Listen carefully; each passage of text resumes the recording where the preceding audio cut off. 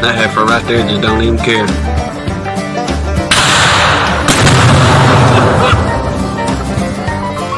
Take yourself down.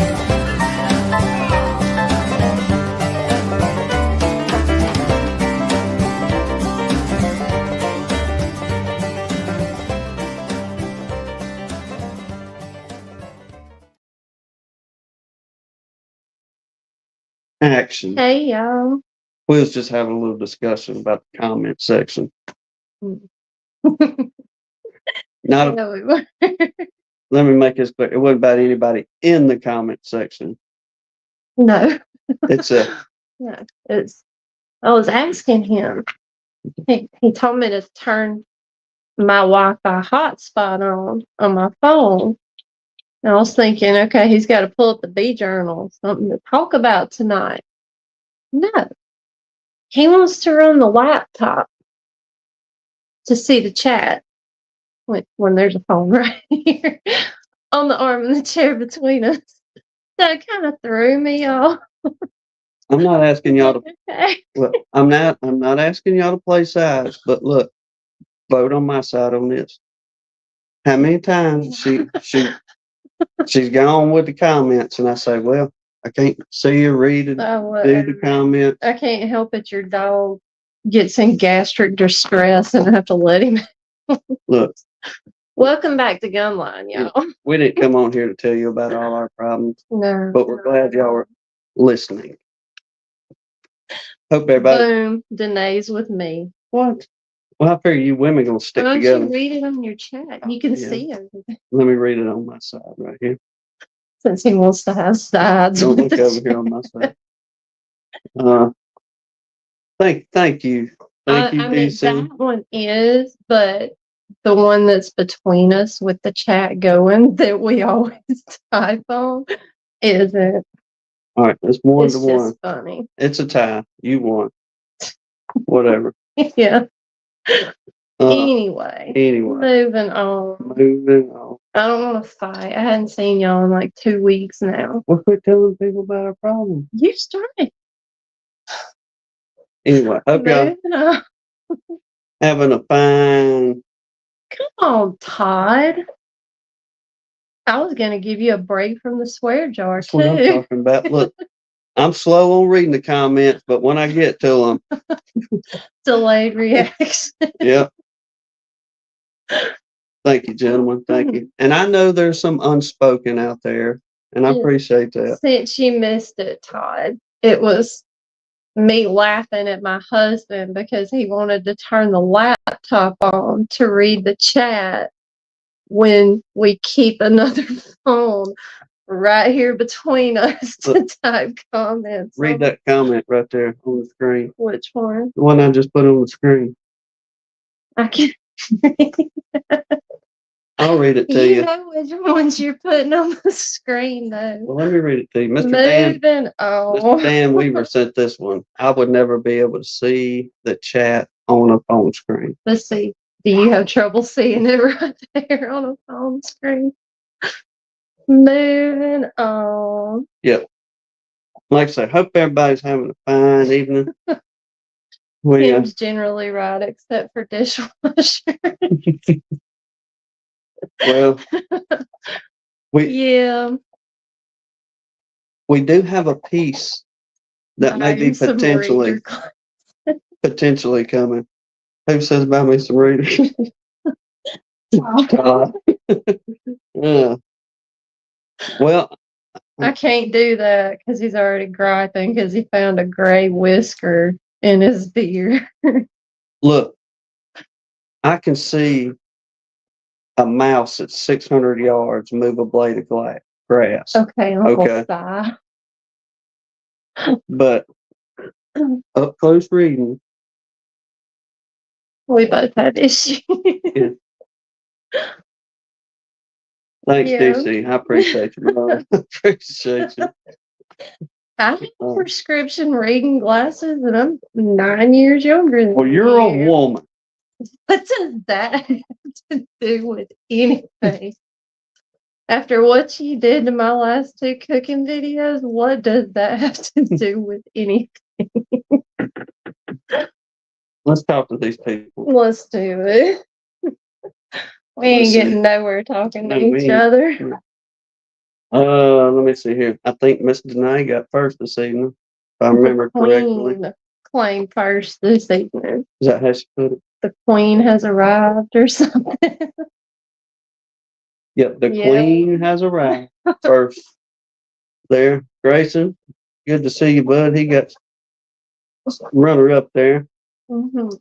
Mr. Randy Tar Hill, good to see you. Pastor Larry, Miss Jan, Miss Leona. Our favorite Miss Leon. Yes, ma'am. Phil, 33 B's, Sun Bunny. Y'all say a special prayer for her too. I don't know if anybody saw her comment, but she slipped and fell off the ladder earlier today. Yeah, so she skinned Is the herself up a little. Todd said he can't hear us. Can't hear me. Can y'all hear the chicken? Why don't you close the window?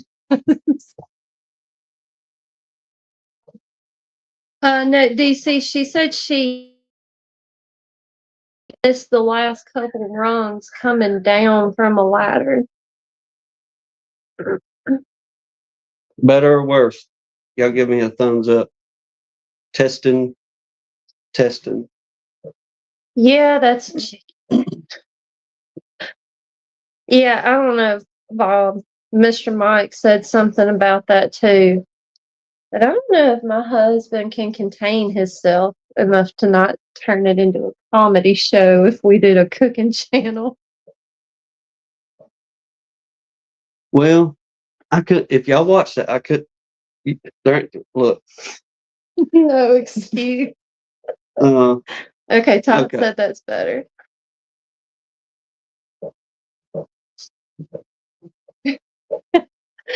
He couldn't help it. Yes. Phil. When you still got some of your childhood tendencies buried way down deep. Often, Way down deep. listen, You don't have to dig deep for those, baby. some people still carry those in life, and when there's opportunity to be like, yeah, I'd have done the same thing when I was 8 years old. Yeah. Yeah. So. Yeah. There we are. And when you was 18. And when you was 28. Yeah. Let me finish talking to these people. Mm-hmm. Let's see. Phil there, 33 Mile, Mr. Steve Amos, Mr. Dan Weaver, Mike Taneway, Brian and Miss Kathy over there in Louisiana. Who else we got in here?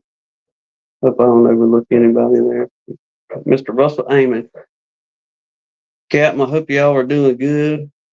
I know things got a little tense over that way yesterday evening, but I know the last message you sent, you said y'all were okay, but you could see, I guess, that tornado going past your house and stuff over through that way.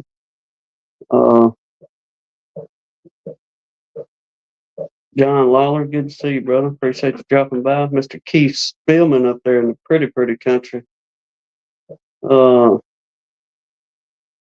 else am I missing? Mike Tangley? I believe I did, but if not, sorry about that, brother. Richard. Let's see, what Bob bounced in here a minute ago? Grayson. I got you on my list, buddy. Well, I'll go ahead and talk about that right now. We enjoyed ourselves. Yeah, we did have fun Monday. Sure did. We appreciate the invite, and we look forward to maybe dropping by, chit-chatting with you again some other time. And we learned some things. We just aren't applying them tonight about organization and topics, having things lined out. There's no organization really over here. Oh, Todd out there in California, DC. Carl and his 2B brats. You tell me, little Miss Haley. I told Haley, hey. And Wild Man. Mr. Roy, good to see you, Captain. Appreciate everybody dropping by. Oh, Mr. Roy just came in. Mm-hmm. I've seen that in the comments. Some of us learned to hide it better, but still a teenager at heart. There we go. Who's that? Oh, Steve Amos. Mr. Steve Amos. What's that, Jeff? Over there in West Virginia. That's it. Yeah. I mean, Can you highlight them from there? no, because I'm on like our YouTube page. Oh, okay. Now maybe one evening, whenever, not like an evening like this, because we try to keep things on a time schedule and in a professional manner how we do things here.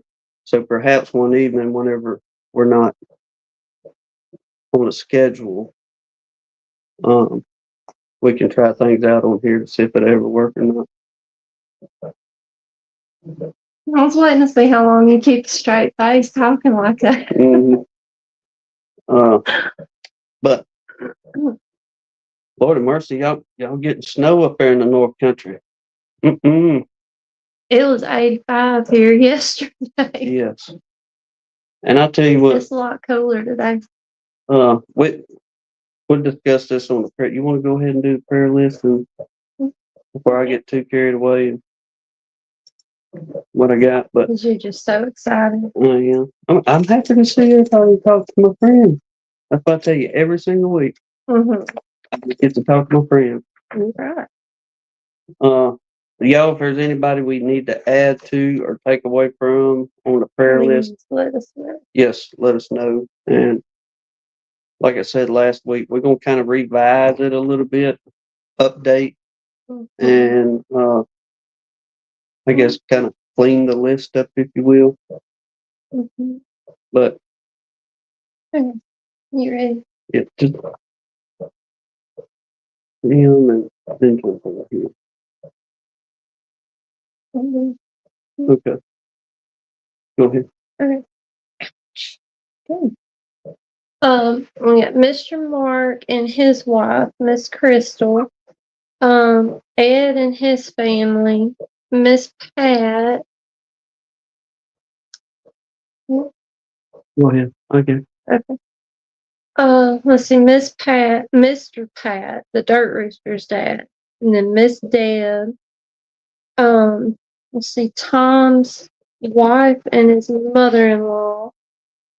Mike Tangway and his family, DC's parents, baby Luca, Deanna Wheeler, her son Reed, Rachel Wilson, her sister Amanda, and her niece Riley, Philip's mama, his friend BJ and his wife, Bobby's Bees and his family, Aaron Frederick, Mr. Larry and Miss Sherry Gandy, and Mr. Larry's mama, Keith Larimore, Hillbilly Earl, Steve Amos's brother and mother-in-law, all the war and storm victims, but there's a whole new bunch of storm victims to add to your prayers after the last couple days.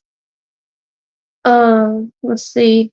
PJ Hanley, Stafford Mike, Ricky Rourke, Catherine's son and his family, Sarah and her family, all of our government officials.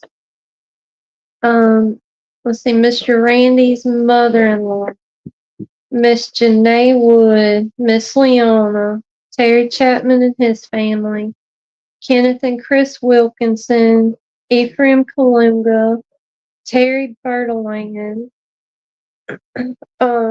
Redfish's wife, Miss Janet, Kimberly's daughter-in-law, Amanda and her family, and I think we added Kimberly's mom. Yeah, Kimberly's mom too. Let's see.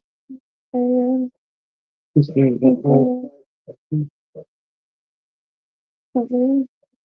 let's see. Brian Baker's niece, Allie.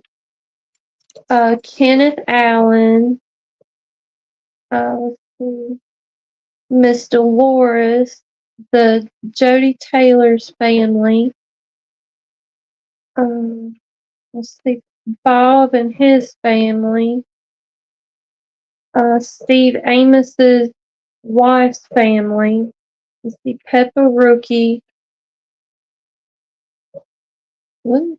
You right. Homestead Adventure Steve, Dad. Oh, okay. Russell Amon's sister-in-law, Denny Ray, James Knowles' wife. Let's see, Larry Moore's wife, Miss Brenda. Put Mr. Steve Amos's Paul-in-law. He's mourning the loss of his wife. Just needs lifting up on that deal. 56 years, boy. That's a long time. A lifetime. Absolutely. Then just for John Lawler's sake, he says, my wife needs prayer. Tomorrow is their 13th wedding anniversary. She's been through a lot. Yeah, that's awful kind of you, but happy anniversary, y'all, for Yes, sure. Yes. 13? 13 Wow. years. So congratulations once again, John. Absolutely. Hope it's a Let me fine. take my set of comments back. There you go. This is your comment. And I'll look at mine. But I'll tell you what, let me go on and do this. And y'all want to chit chat? If not, we'll go wherever the chat takes us. Oh, wow. Carl said he lost 20 pounds. Yeah, yeah. Mr. Roy said it was 68 degrees yesterday, snowstorm today. Wow.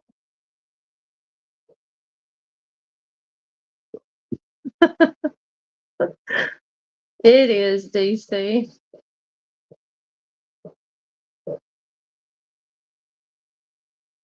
Get through the comments. Yeah.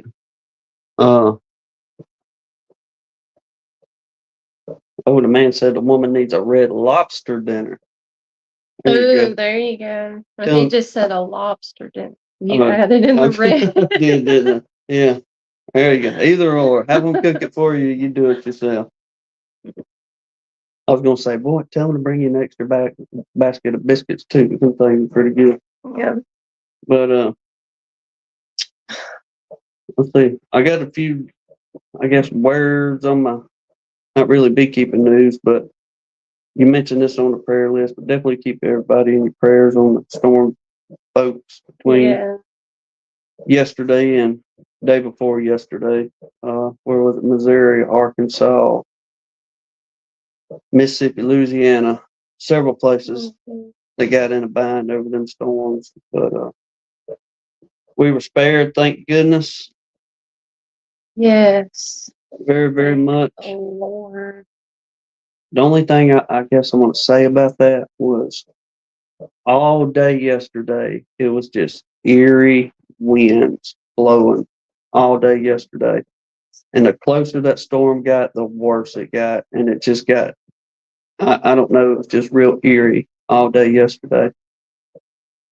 But when that thing finally pushed on through here, it was like just immediate silence. It was crazy how it went from wild, crazy winds blowing all day long to literally just barely a breeze blowing about, I don't know, 10 minutes after the storm finally passed on through. And I went out and shut our gate and I looked up and it was just big, beautiful stars on the west side of the highway over there. And when I turned around and come back to the house, I'd be facing just about due east. And when I looked up over the tree line, there was still, you could see the tops of the storm still. Mm-hmm. And the lightning showed as that thing was headed off east. But It was crazy, but it could have been a whole lot worse. absolutely, indeed. But Phil said he lost 28. Yeah, he said he lost 28 so far. 33 Mile Field? Yeah. Let me find him in I here. hate that. James, no, good to see you, bro. Yeah, Mr. Russell, I think I'd be scared to count the calories in that cake. Don't worry about the calories. Just count the pieces. Yeah. Have one piece for breakfast and one piece for supper. He asked if you finished it off. I told him the thing's been gone for days now. He said it must not have any calories. Tim's still as trim as ever. Well, I was able to get 2 pieces from the Bible conference that we brought home, and everything else was gone. And I don't know if he's in here or not. He said he may drop by. For the ones of you that know him, if we see him, we'll try to point him out real quick. But I can say this because I know Miss Betty's not watching. But Mr. Donnie, Mr. Donnie chose. He almost caused a situation. He did. For the ones of you that, remember Mr. Donnie, he was the diabetic for the honey tasting we had. And if you're new here, we can explain that to you later. We'll be more happy to. But anyway, Hannah made the lemon pound cake. Miss Betty made an almond, Mm-hmm. and Mr. Donnie chose Anna's pound cake over Miss Betty's. Miss Betty was not at all, which Miss Betty is his sister, and she was not at all happy with Mr. Donnie on things. But it made for a good laugh, that's for sure. I just would glad it wasn't in Mr. Donnie's shoes. Let me go back. But the short of it, yeah, that cake's good. Hang on. Yeah. One other thing. Let's see. Russell Amon said he didn't have any damage, but he was close enough to see the debris. It was an E4 tornado. My word. That is massive. We heard it, Mr. Donnie, the fair's judge in Alabama. yes, sir. And that's coming from one of the kings there of the honey tasting. But all right. There's a real question. Okay. The homesteading adventure, Steve. Okay, so question for this chat. I have an event type farm, does pumpkin patches, parties, and weddings. Anyway, he wants to buy 10 hives and pay me to manage them and bottle the honey with my equipment. All right, let me go back here. Yeah, I'm with Steve. I think Brian, called like Flower Street, Colorado Brian, would be a really good one to talk to about that. Let me read the word real good on here. He's saying, anyway, the fella wants Steve to buy 10 hives. This sounds like one of the school questions. He wants to buy 10 hives and pay Steve to manage them and harvest the honey for him with his equipment. 60-40 is where I'd go with it. Everybody's saying the same thing. Talk to Brian. Talk to Brian. He has done the research and he has figured this out. Even if he couldn't just give you a straight numeric value for it, he could tell you how to figure that out, like how much it's going to cost to do that. Brian's just really, really smart and good at that stuff. Somebody call Brian. Yeah. Everybody's going to jump on him if he comes in the chat. All right, he's saying he wants them on his property because there's blueberry plants and all that stuff on his 70 acres. Ooh. That would be some good honey. That's the word I was looking for, DC guidelines. He could tell you how to figure that. Okay, I'm just going to tell you, I'll give you my view and opinion on it. If the fella seemed to be on the up and up, if he was a good old boy, you could trust to trade with, I'd probably make an offer for real of about 60-40. Mm-hmm. Say, look, okay, you want me to manage the bees What, like 60-40 off the honey profits? or Or whatever what? profits? Anything? Yeah, because I mean, you're going to gain 40% and you're not doing nothing. Mhm. Granted, you got the land and the plants and all that stuff, but I'm going to be churning out the sweat off my brow to make sure these Mhm. bees are good and healthy out here and keeping up with the doggone pest issues. Mhm. That's what Steve Amos just said. There's so many details like treatment costs. Yeah, and that would definitely be one of my first questions. What, if anything, does he use to spray any of his plants?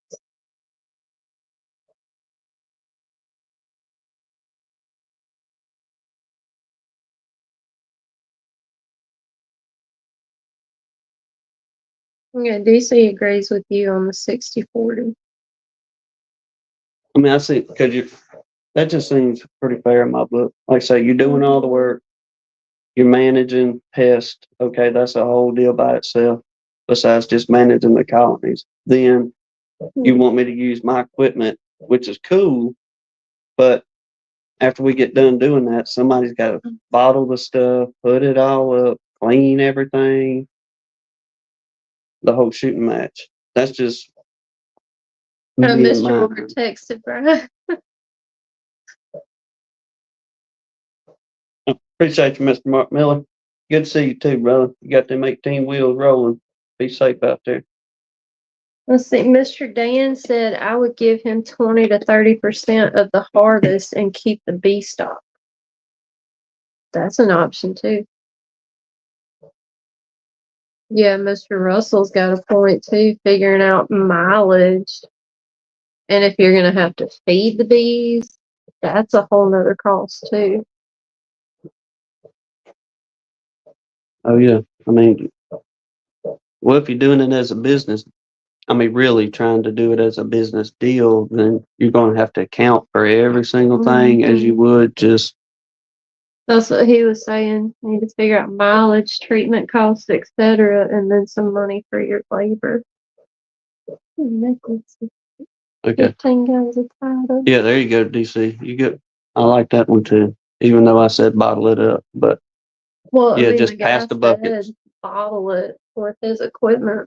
Well, I mean, if you want me to bottle it too, then here's It my sounds bottling like the guy charge. wants bees and honey, but he doesn't want to buy any equipment. Well, I mean, He just wants to hire that part out.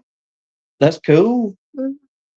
if you're willing to, let's do this. But the number one best piece of advice I can give you out all of it, which I imagine 99% of people should already know this, but if you're going to do any business at all, write a contract and detail the contract. No matter if you think, well, this and that, put it in there of what you're going to do and what you're not going to do. Then that way there's no room for argument anywhere. Yeah. We've learned that lesson the hard way. Absolutely. I mean, I get down to like literally detailing just about to the nail on our contracts whenever people want, especially any kind of big commitment on a job. Yes. Yeah, the blueberries can be tough with fungicides too. And I like the way Phil put that, capitalized everything. Hmm.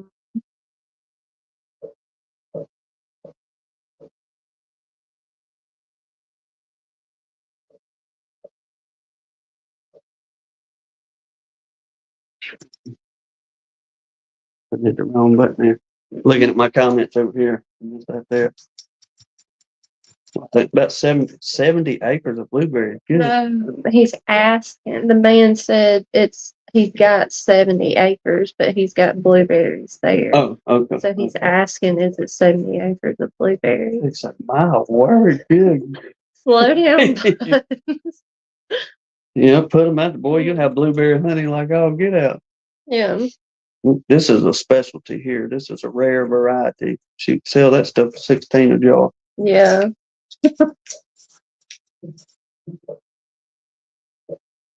Well, you got beekeeping news? Well, Nobody wants to come in yet. Like we mentioned last week, we went out and had us a good time, got our swarm traps up. Now tomorrow we're gonna have Ollie Man for a little while, so I think I'm gonna load his tail up and we're gonna go put a swarm trap or two up at the church house.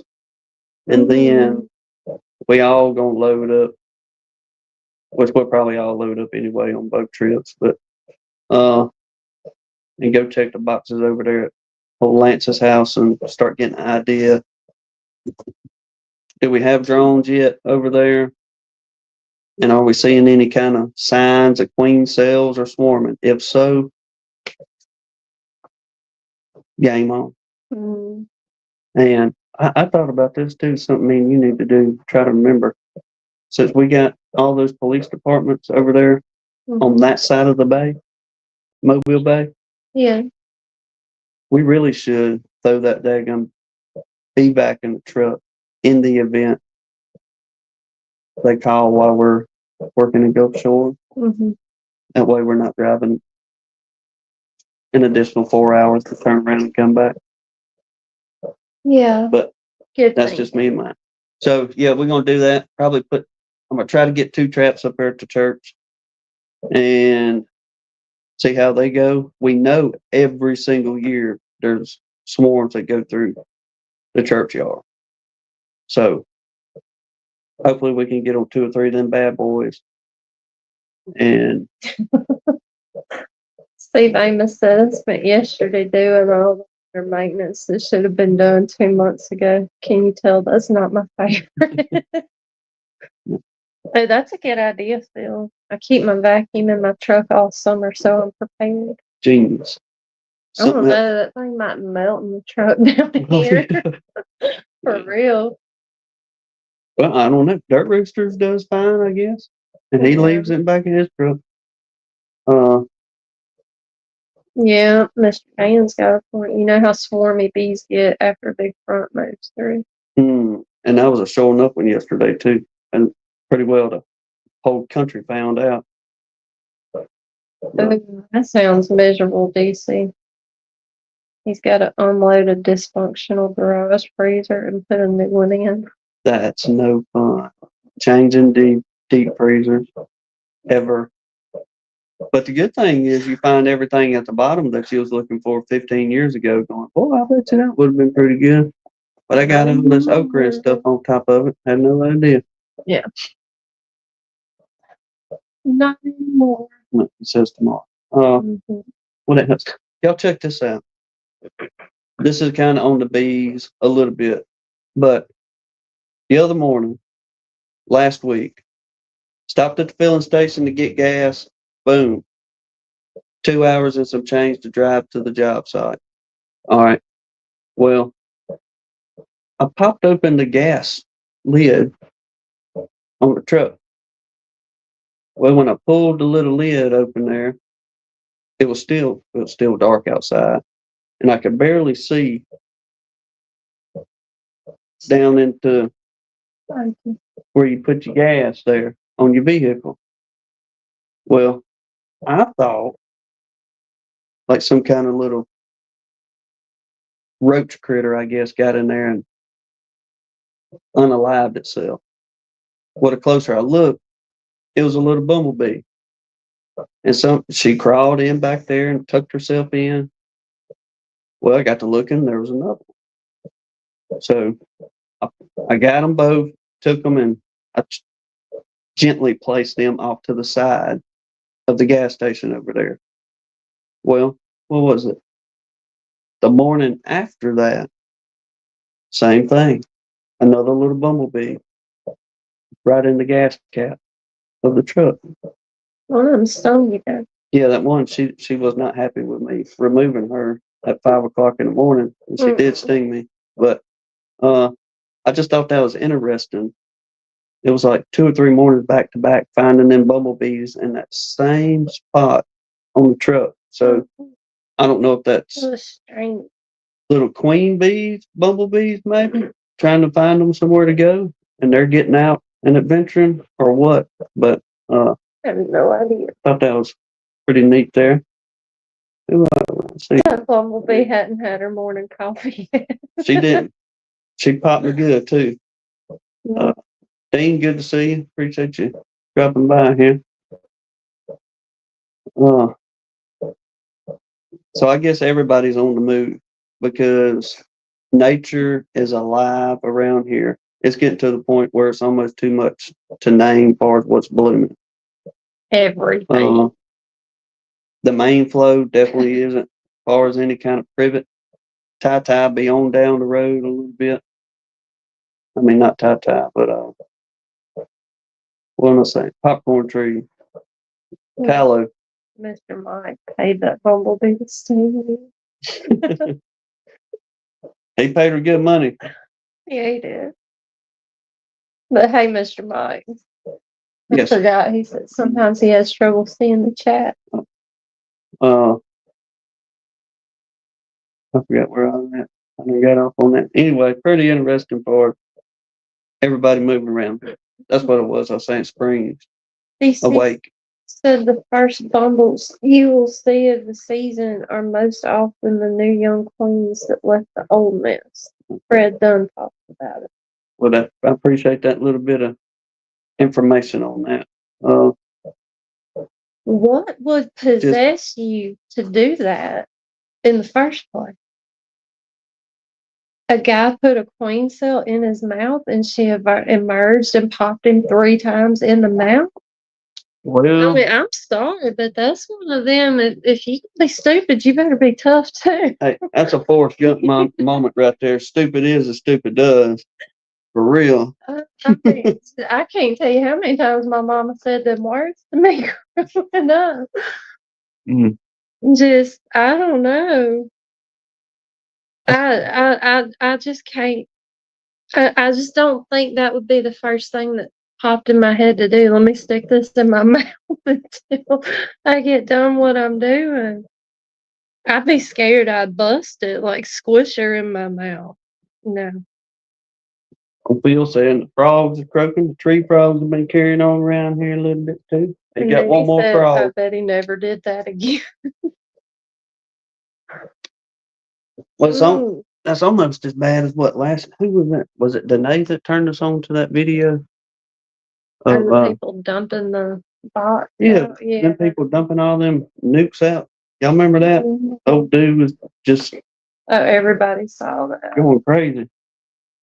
Don't do that if you're a new beekeeper. Well, I mean, Steve, honestly, I don't mean to be ugly, but just tell the truth, sister. With the generation that's coming on these days, like you got to be told not to eat Tide Pods. It's probably a good thing he put it on the internet because somebody else would have tried that. I'm glad you said that because this type stuff needs to be spoken about. You point these idiots out. What is wrong with you? Yeah. I hope I hope they at least hit the like button for him. You know what I mean? Yeah, you deserve it. Yeah. Crazy. He was trying to start a TikTok trend. For beekeepers. I don't subscribe to TikTok stuff, trends, whatever you call it. We don't have a TikTok. But yeah, I mean, honestly, it's probably a good idea. He put it on the internet. Steve said Darwin wasn't wrong about everything. Stupid shit hurt the first time. Yes, Mr. Damn. But it took 3. You gained. I mean, That's your mom. It held his message for review. Can you see it? No. So I wonder if them Tide Pod eaters poop clean. I don't know why it didn't. Oh, yeah. I know why. Well, because I got certain words typed to where if anybody says No, but I a was certain word, it trying won't to show them. make it show it, and it wouldn't work. It won't show them. Well, it says another. It just keeps telling me another moderator handled it, but I don't. Yeah, it's showing now. Okay. I don't know why it wouldn't let me do it then. So I guess even using the little symbol, it'll hold it for review.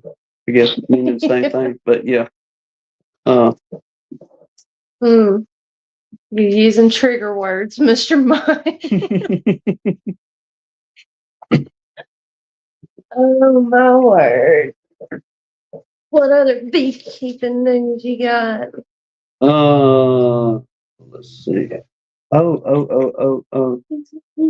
No, I've been waiting on her. Sarah, are you in here? I doubt it. Paige and Sarah from Happy Hives. Are you in here? YouTube censored you, Mr. Mike, not a. He said I've been censored. Yeah. Brr, flashing lights on his end. Uh-huh. Uh, Oh my well, don't let me word. forget about that. I know, I've been 'Cause either way- watching for her. But she does, if she ain't able, she does always She tell is. us she can go back and watch. Yeah. So we'll tell about this. Miss Sarah from Sarah's Happy Mhm. Hive. Where's all you? Where's A your goodie bag? huge shout out. Did You've she, ate most of my goodies. did she put something else in there? Or was it just Yeah, it's this? in the thing. You can slide that over here. Oh, but anywho, She sent us a birthday box. sure did. God love her. The blanket. It's got the Serenity Prayer on it. But it's got squirrels and birds All kind of critters and wildlife. rabbits. But she sent that to us. Oh, thank you, Steve. That's Bro, awesome. push the button, get that man in here. Appreciate that very much. Wait a minute. Get back to the There we go. Yes. Thank you much, Steve. Congratulations there, Buttermilk Bees.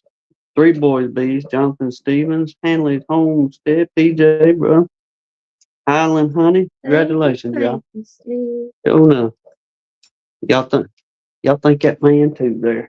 Mhm. But what else she sent? She She sent made me a little yarn spinner that she put.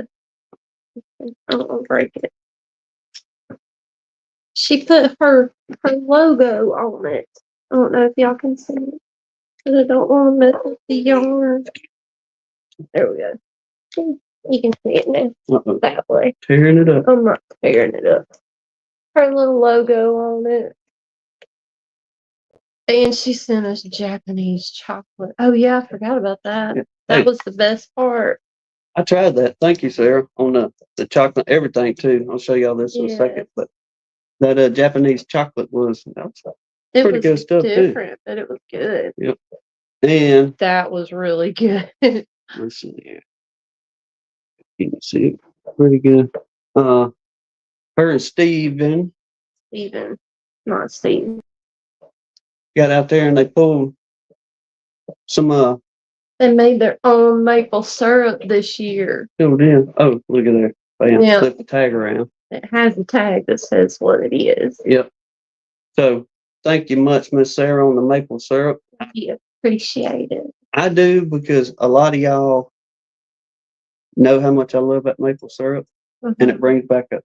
I'm not trying to get all mushy, but some good childhood memories kind of thing about having this stuff, especially way down here. And we still got a little bit from old Phil, 33 Mile, that sent us some fine maple syrup. But this is Indiana maple syrup. Phil's is Michigan. What? Read your chat, Who's in here? Phil. Other brides are starting, huh? Yes. 9 months early. Mhm. Yep. My word. Oh, yeah. Yeah. 9 months. No. September. This is March. So April, 6 May, months. June, July, August, September. Yeah, 6 months early. That's I was crazy, off. y'all. We only 6 months from the Ute, the 3rd annual Ute. 3. The bribes carry weight. Yes, sir, they do, because we Not do when the remember. preacher is the judge. Who was that was talking about bribing the preacher? No. She already paid the post office to not accept packages. Yeah. Mm. Y'all are hilarious people. Mr. Mike, we don't play that pronoun game around here. No. What is it? Nobody showed up but me. Oh man. That's crazy that I did not realize it's Quit been pushing the 6 button. months since the you. I didn't touch a button. Keep You're pushing buttons. doing whatever it's doing. So you're gonna tell me not to push the button Tell me. when you're pushing the button?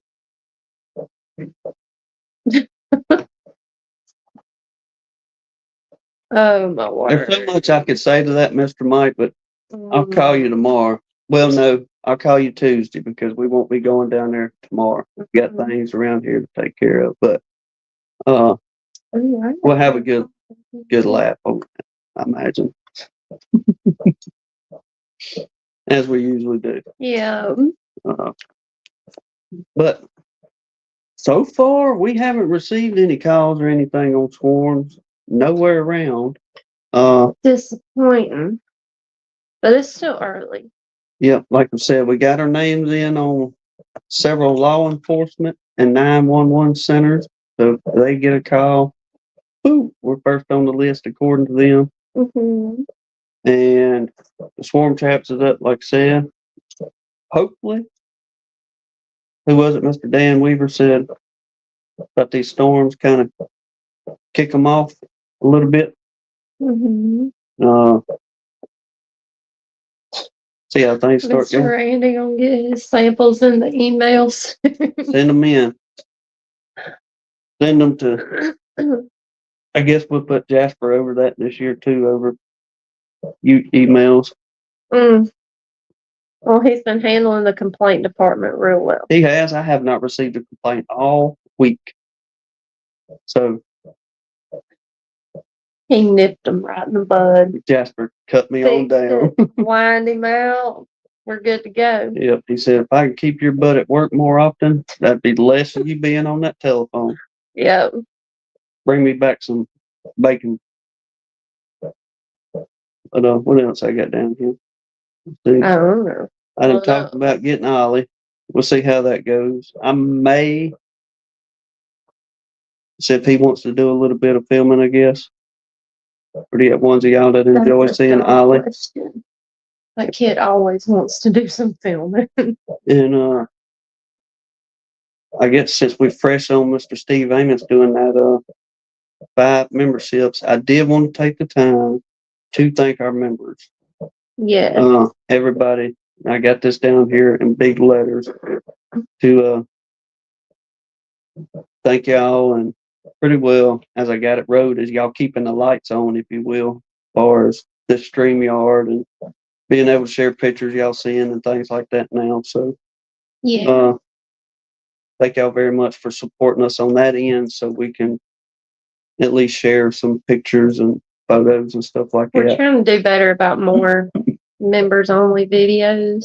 Yeah, especially letting y'all get them first. I guess. I think we finally got enough we can do a members only live, right? If we'll try it again, y'all. If YouTube will let us go live for whatever reason, even after our 1,000 subs, YouTube has been a thorn in the side about letting us go live on YouTube. We can do it on StreamYard, but for whatever YouTube, they just want to be a thorn in the side. But we'll try it again soon to see. Phil said he has 2 memberships somehow. We appreciate you, brother. Didn't know you could do that, Phil.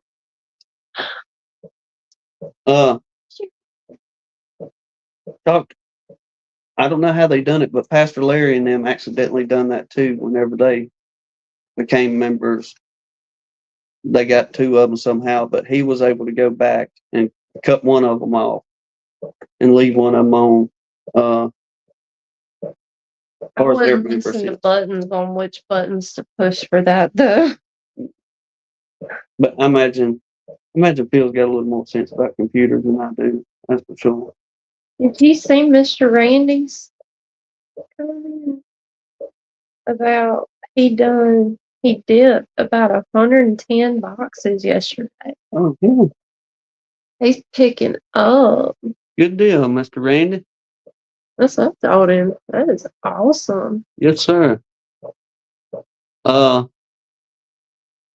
If you got any more dates, Mr. Randy, and you want us to share them again, Oh yeah. put them in there and we'll put them on the screen now. Then We will broadcast it for you. if you want to text me some dates again, we'll make a post for you once again to let folks know what dates. Anybody that wants to skip, where do you say? Western Kentucky. Am I right, Mr. Randy? That's all. Mm.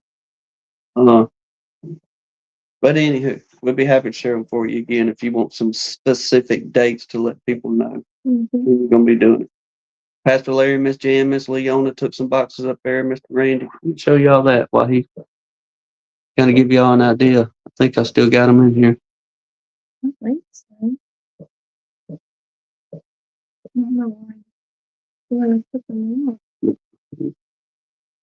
Okay, yeah, here we go. Let me turn this off a second. Boom. There we go. There you go. That's his get up. As y'all can see, he's got boxes sitting off to the side there. Okay, he just put in the chat. He'll let us know the next day. Roger that. Western North Carolina. Western North Carolina. I thought he was in North Carolina. I can't even remember which one, but there's too many of y'all in the Carolinas. And there's your finished boxes and all that stuff. And, he had a good mess of them, like I say, done for Hallelujah Bee Farm there, Pastor Larry, Miss Jan, and Miss Leona. While we at it, we'll show these again. Some fine folks right there, y'all. Especially this one here. I was gonna say you gotta put that one Oh, up. yeah, we're gonna show that one for sure. Sweet Miss Leona there. But all right, let's see. If I push another button. Okay. Bam. We're back. Okay, Pastor Larry said they signed up on their personal account by accident after the first month, canceled it, and signed up on the Hallelujah Bee Farm channel. Oh. All right. There you go, Phil. Just in case. But yeah, them boxes look good, Mr. Randy. He said that was the best part of the day. Mr. Randy. Visiting with them and seeing Miss Leona. Yeah. Laura willing, we'll be able to hug that woman's neck one of these days and see Pastor Larry and Miss Jan. So So I'll figure out someday. We appreciate you, brother, on that. Phil, everybody, like I say, that's supporting us on the ministry. everybody. What else do I have in, ma'am? Mr. Russell asked Keith Spillman if his bees were starting to fill supers. And I feel like I heard or saw Keith say somewhere that he was already putting, like, rotated one. Yep. Right? Pulled a super and they're starting to fill the second one? Or am I delusional? I think he went ahead and started putting supers on a little early. Okay. I thought he already had done a rotation with him. I was thinking, my word, that man's on a roll this year. No, just to I must have misunderstood that somewhere. stay ahead of the game a little bit. Maybe he'll idle down a little swarming tendencies before they get too fired up on that end, maybe, and Yeah. they'll start moseying on up, especially if flow turn on and they go to building out, or keep, if you using what you had already drawn out, that's even better. That way them girls can just do any patchwork and build them puppies right on back up. Yeah. That's what we wait for. I'm excited about tomorrow. Be able to go pop some lids and see Smell what's some going bebop. on. Yeah.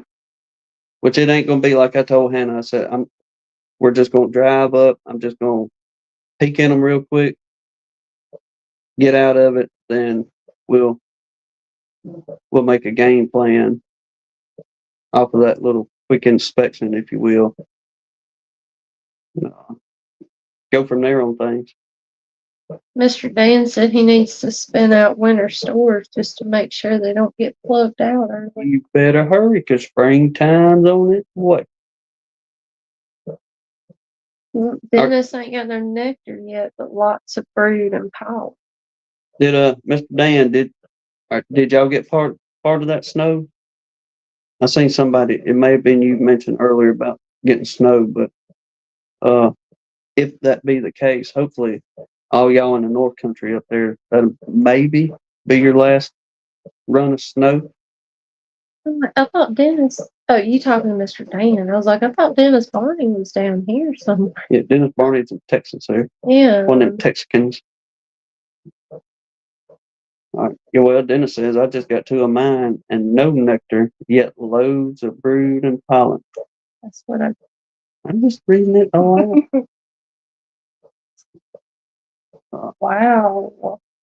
They got 6 frames of fall honey in double deeps. Mr. Dan. Well, it's good to know they had they have plenty of stores. Will that leave them enough to not get in a bind between that lull of a flow cranking up there, Mr. Dan? Mm-hmm. Which I imagine he'll leave enough on there in that event, just prepare for that. But Phil, I hope this is our last night. yeah, because who you tell me he was talking to Miss Sharon Koopman, texting her or somebody the other day. And they went from driving through a blizzard in Texas to a dust storm in Nebraska, then back home. So whatever, I don't know what their weather was when they got back home. That man and woman. 2 trips to the south where it never snows and they hit blizzard. And it's just extreme conditions every time they come down here. Just find that. Y'all don't get me wrong, but I find it kind of comical in a way that it's just. Mr. Dan said no snow right now, but we always expect an April snow. One of our biggest snows was St. Patty's Day in 95, 30 inches of snow. My word. That's a lot of snow. That's just under 31 inches.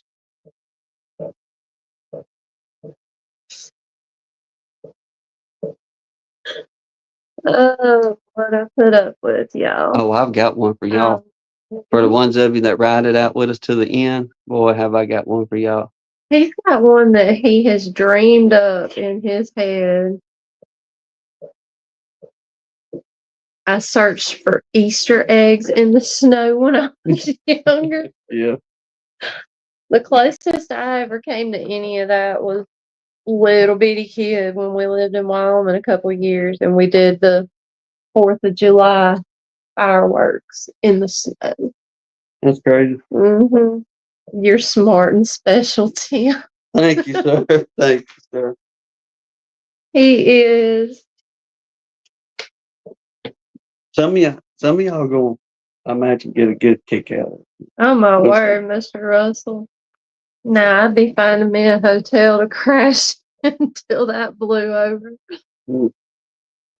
We had a blizzard to drive back on Saturday, had some whiteout conditions to drive through. Kind of scary when you can see the front end of the car for a bit. I think he meant like you can't see the front end of the car for a bit. Yeah, it's just like, Check. what they call, yeah, whiteout. Yeah, Yeah, whiteout condition. I'd rather ride out a tornado than drive through that. We couldn't drive through that, and that man can testify to that. Him from being in the North Country, come down here to the South, and he's seen firsthand that us Southerners cannot drive in the snow or ice. You give us a dirt road, we'll take you for a ride. The only people down here that can drive in the snow are people that move from up there down here. Yes. That's the only ones. And if they happen to be able to teach somebody. So if that had been us, it'd been like, as soon as we sink, I couldn't see 200 feet, oh, it's bad. Get off the road. Yep. Oh, my word. Oh, trouble has walked in the door. That Texican out there, old Philip. Yeah. Hope you're doing well, man. Mm. Them fires ain't out toward your way. I noticed a lot of Texas is on fire. Yeah. Hope any of y'all ain't in a bind over that. I was talking to Leah. She sent me a picture earlier. Her and Bree was driving back from Oklahoma. And she was like, man, I don't know what I'm about to drive into, and sent me a picture, and the whole horizon was nothing but smoke, like all the way across. I remember her sending pictures. That's Hannah's best friend. She was an Alabamian, now she's a Texican.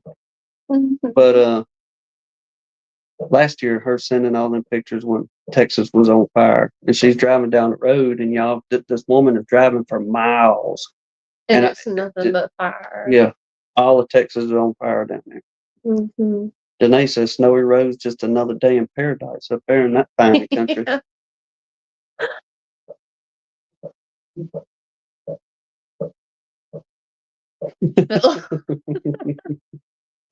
Yeah. Oh, where'd it get? Get up there. Yeah, Leah was saying the wind. She said they didn't get none of the tornadoes, like the real nasty weather, but they had some nasty wind. So somebody was telling her it blew over several campers in a trailer park right by her. They didn't have them baby zippy strapped down. That's hilarious. Philip had 6 cents.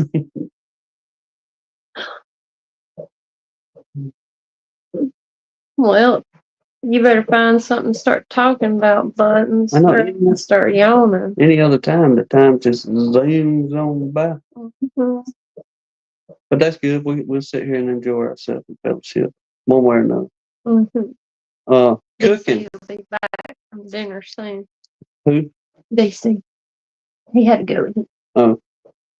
Well, we'll carry on. What is the UHT?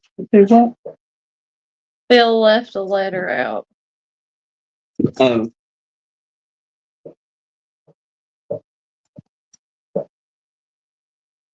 You getting it there? I'm trying. There you go, Philip.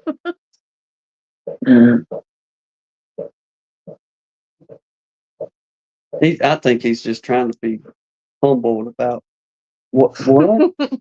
What is the Ute? Yeah. Oh. That autocorrect. That thing aggravates me. I tell you how to autocorrect. The reason you sport around in a Burger King. Oh, that's hilarious.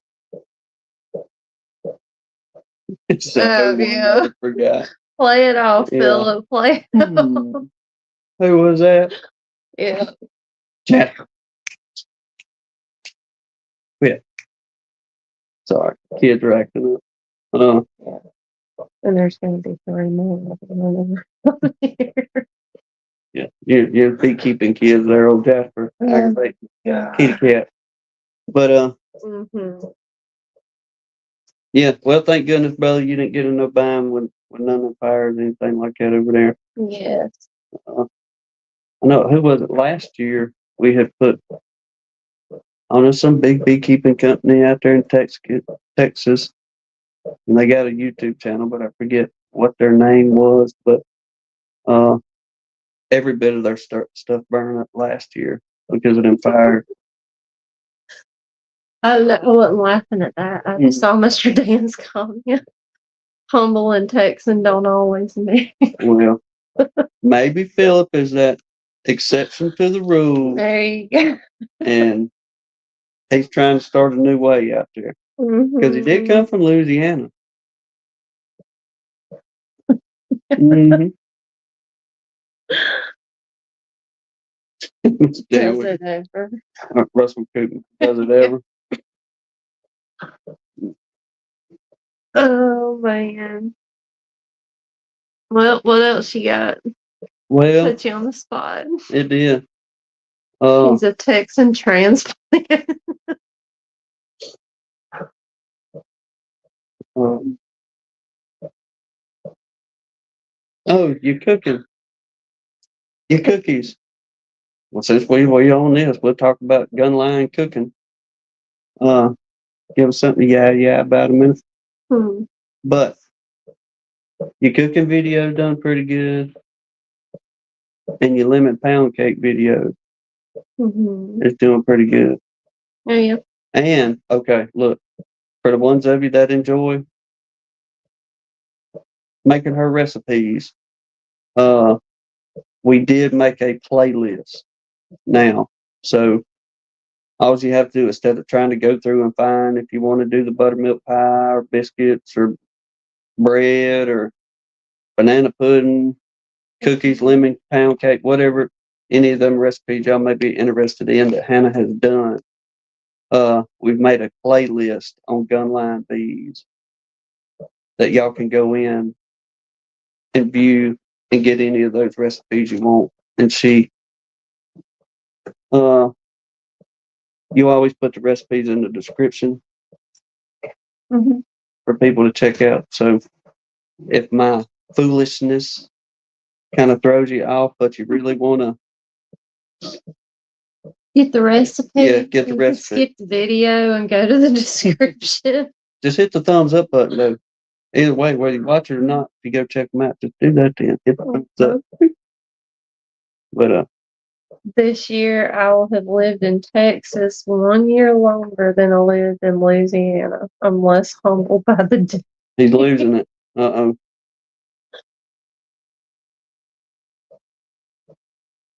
Mr. Dennis Martin says he saw drones and drone brood today. That's gotta be exciting. Just a few most drone brood, but they are starting. That's a good sign. Good deal. Maybe we'll see some tomorrow. I think we will, because the pollen is all over the place. I mean, it's to the point now, just passing vehicles on the road. Yeah. It's like a dust trail. I mean, follows the vehicle. It don't matter what color your ride is right now, it's turning yellow. Everything's yellow.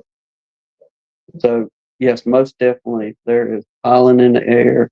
And like I say, hopefully maybe there's some kind of little bit of nectar coming in. We'll know for sure tomorrow, looking in that bunch or those whatever's left out there. There's no still blooming. You'd figure there'd be nectar coming in from somewhere. But we shall see. Well, I know all the peach trees are pretty well bloomed out. I was looking at them, and they're starting to get little baby peaches on them. Oh, poor DC. He said, I have rain. Oh, he does rain up there. Yeah. I'd be depressed all the time. Yes, sir, indeed they can, Russell.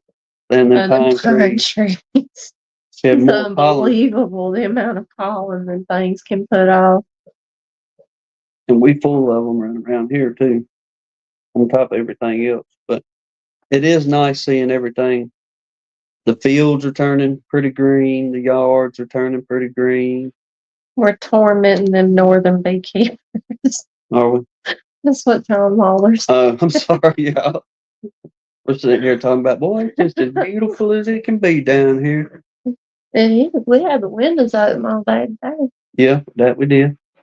But we'll be sweating our butts off praying for fall in 2 weeks' time. Yeah, most likely. Oh, y'all got them evergreens up there staying pretty all the time. We have a few of ours, them old red cedar, buku, them things. You got your pines all over the place for sure. But this ain't no joke. When I was coming back from your daddy's a while ago, I was looking at the blasted water oaks that just thrive around here. It's spring is pretty well here for the most part, we'll say. Very early, but it's here. And they're just now shedding their leaves from last year. Getting ready for new leaves this year. Instead of the leaves falling in the winter as they should, they hold on to them all the way through until spring. Just in case. You never know. Yeah, we got maples and redbud, pear trees. Do they get anything off the Japanese maple? I don't know if they get anything up in Japanese may know you're not, but yeah. But it won't be long and the privet will be opening up. Yeah. Tai is blooming everywhere. Black tai and swamp tai is just getting it this year around here. What else? The clover's looking good. Crimson clover's looking nice. Yeah, it's everywhere right now. White clover's looking nice. Blackberries. The blackberries have tons of flowers. Yeah, it looks like it's going to be a fine blackberry season. DC. Silver linings, huh? He said the most comments on his videos is your grass is so green because it rains every day. Well, it keeps joy in people's lives. It does. Thinking, man, I wish ours looked like that right now. Even ours will die off. But I do like DC's trail. I know I commented this a few years back on one of his videos, but was that old saying? I just forgot. Creature of habit. Yeah. DC's trail. That he just, to me, it looks, anybody that's ever been around cows or anything like that, it looks like an old cattle trail, because them old cows, they'll have a cow weigh a ton, big as they are, but they'll have a little bitty old trail. I don't know. Not very wide. LOL, my trail to the bee yard's getting wide. But that's one thing I always notice. Like, oh, DC, he got that beaten path down through there, right on to the bees. Daddy made me laugh so hard. But I went yesterday and had coffee, and he was talking about how he's been walking in the yard more getting some sun and stuff. He was like, I thought I was zigzagging pretty good and making different patterns. It's like, but I got trails. I'm walking the same zigzag. Yeah. I was like, well, at least you won't get lost out in the yard, Paul. It was funny, though. What's say, Miss JW? Brian Finn? There's the man everybody was looking for earlier, Brian. Yep, so y'all slam him with those questions real quick while you got him. Steven's still in here.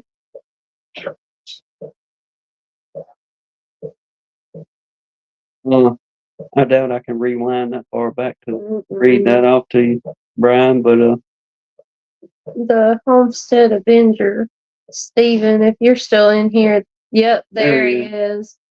That's the Brian you need to talk to. Yes. If you don't feel like retyping, I imagine Brian would probably speak to you in an email or something like that if you. Oh no, he was putting his youngin' to sleep. Uh-oh. Oh, okay. Oh, he's backstage. We didn't hear the doorbell. Uh-uh. Did you turn the volume up? I think I did. If I can get it to go here. There you go. Hang on, Brian. I don't know if we got the volume up or not. Okay, Oh, there we go. Yeah, we got you. Good Go deal. ahead. cool. Sorry, folks. I was doing yard work. Missed you. I picked up my phone and I got summoned by Mark Miller. So I was like, all right, I better hop on. How can I help? What's up? I'm gonna try to Um, go ahead for a second. yeah, no, Yeah. First of all, how you guys doing? Are you all safe down there from all the weather? yeah. Thank God. All the worst of the stuff went a little bit north of us, so we just had like some thunderstorms, basically. Okay. Oh, here we go. He put it back in the chat. Okay. Oh, did you find it? Yeah, that is No, he put it again. okay. Okay. I have a guy who wants me to manage 10 hives for him on his property. How much do you charge if it's not your equipment, but he does want me to use my extracting equipment? Okay. Um, so is it annual management? Are they his? I would never put my bees in someone else's equipment. I manage other people's bees on their equipment, but I would never have an arrangement where they're my bees and his equipment because when it's time to walk away, that gets complicated. How do you walk away with the bees and not the equipment, especially the Mhm. frame? So I'm imagining he's saying they're his bees that he's managing in his No, equipment. Is that right? They're gonna be his bees, his equipment. Okay.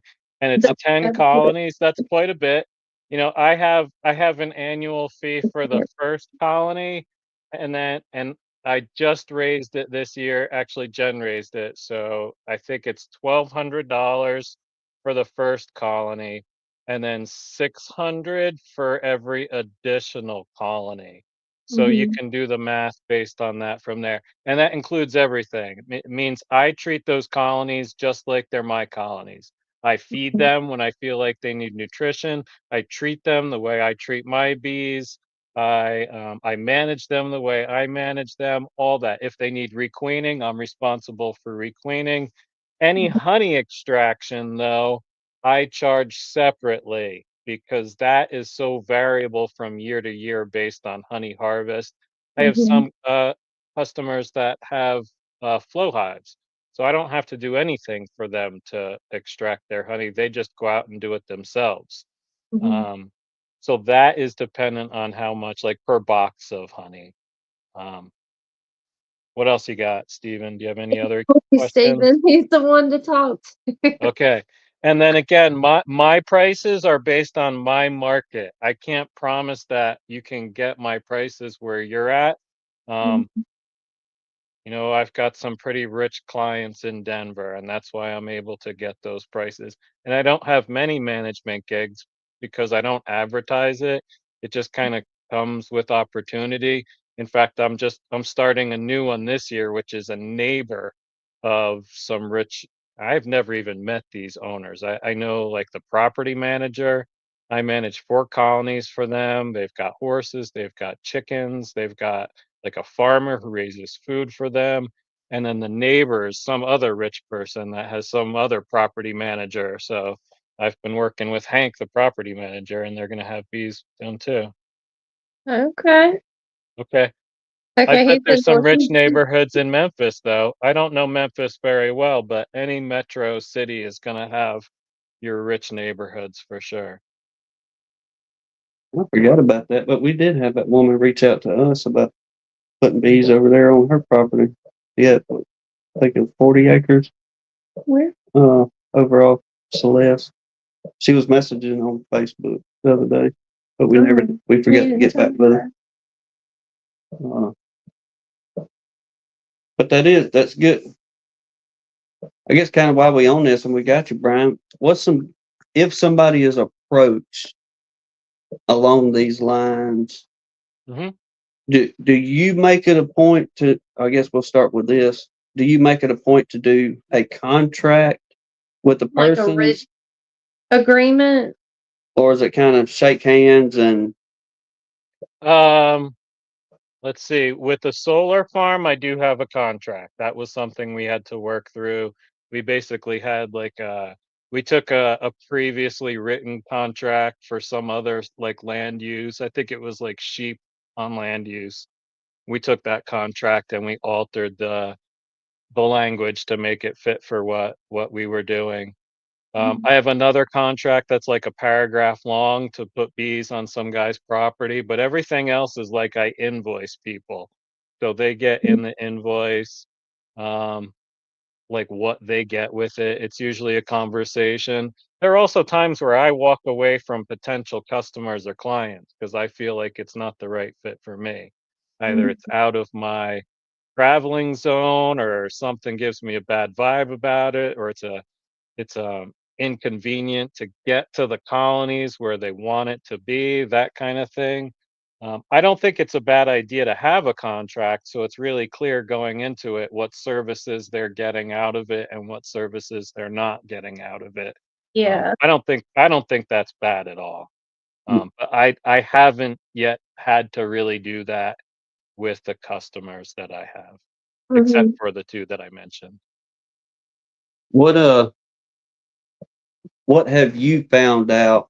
We'll just we'll say like a moderate to experienced beekeeper. What number has been good for you to manage on another property doing this? Like Like 10 the amount of colonies? colonies.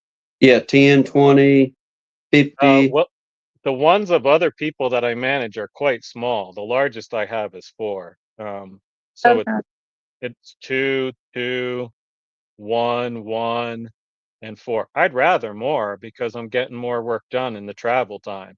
That's why it's that initial cost is so much higher for the first colony because the time it takes for me to go through that second through fourth colony, I'm already there, so it's only like 10 minutes more onto my day. Um, Mhm. I'd rather do multiple colonies like that. Now, that being said, the ones I have are clustered fairly well together. So that's like 10 minutes apart. I'll hit one colony, another 10-minute drive. I'll hit 2 colonies, another 10-minute drive. I'll hit the 4 colony one.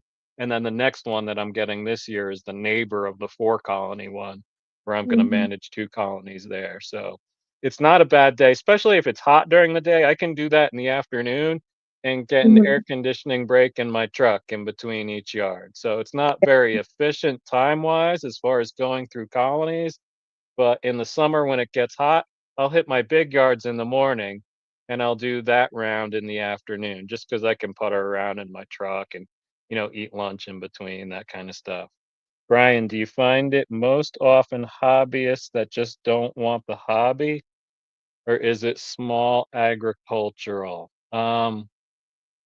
The people that I have been hired to work for are people that don't really wanna put the time or effort into working the bees, but they really value bees, and they have the Mhm. money to hire someone who's good at it to do it for them. Um, the one had a kid that I was helping out. He was like, when I started, he was like 13 years old, and he was into the bees, but as he got older, he started playing hockey and he was going to like a private school for hockey in high school. So Mhm. he was just never around anymore. So it just turned into me taking it over for him Mhm. instead of me managing it with him and teaching alongside. Okay. And then I have this one couple who I barely ever see because they're like this yuppie couple that each have a career, and one's a doctor and the other one, I don't know what he does, but they're so Mhm. busy with their lives. But I go there, their friends bought them a wedding present of bees and 2 years of management. So I'm going into my 2nd year Yeah. with them. They bought a nuke from me, I helped them get equipment, and then, like, once a week during the season, I'd go out and I'd have to go out, like, 8 in the morning before this guy's meeting started. But it was really, like, the wife that was interested in it, but her life was so busy, I only got to meet with her once. So, it's one of those things like, even the past couple times, they've been out of town. I'm like, I'm gonna throw some fondant on your colony. I've just been doing it myself. But that's one Mhm. where I've tried, like, there's a couple, and it's all based on each situation. Those are ones where I'm trying to meet with the people and teach Mhm. them along throughout the year, right? So it Mhm. depends on what people want. And that's no different cost at all. It doesn't matter to me. Um, as long as you're there on time and everything. So I'll get Yeah, started when I'm there. I'm not going to sit around and wait a half an hour for you to get your suit on. I'm going to be done by the yeah, time you come out. You know what I mean? Um, yeah. but I'm happy to teach Sure. people or just manage their bees for them. And it's no more or less. I'm happy to teach kids. I'm happy to teach old people. I'm happy to teach people of any age. Don't discriminate, Brian. I'm Yeah. still stuck on that's just a really awesome wedding present. Well, I mean, and Oh, Brian's attitude about it, he wants to help people. It's yeah. Yeah. not, I'm a beekeeper and I know this more or this and that. The man is just saying, look, we got the critters here. Let's I'm do more it. than happy to help y'all with them, Mhm. and we can both gain understanding together and enjoy them at the same time. Two thumbs up, Brian. Thank you. I consider myself an ambassador for the bees, right? That's what Mhm. I'm trying to do is I'm trying to teach people about the importance of bees and whether that be through teaching them how to be beekeepers or teaching them how to live along with bees, that's what's important for me. I will manage up to 10 colonies for 3,500 a year. My equipment, my bees, my honey. I do this so they can keep their egg tax. But sounds like a really good deal, Philip. Hmm. Brian, did you see Steven's last comment? No, ma'am. Let's see. He said, the guy has like 70 acres. It's an event type farm, like pumpkin patches, hay rides type deal. But he said the hives will be a honey produced on the farm attraction type deal. Okay. The only thing I see there is I know pumpkins are one of those crops that often are sprayed with fungicides that often aren't good for bees. I would just make sure you have a good relationship with that farmer. But Yeah, those could 'cause be they those said could he be got pretty amazing expensive. relationships. There you go.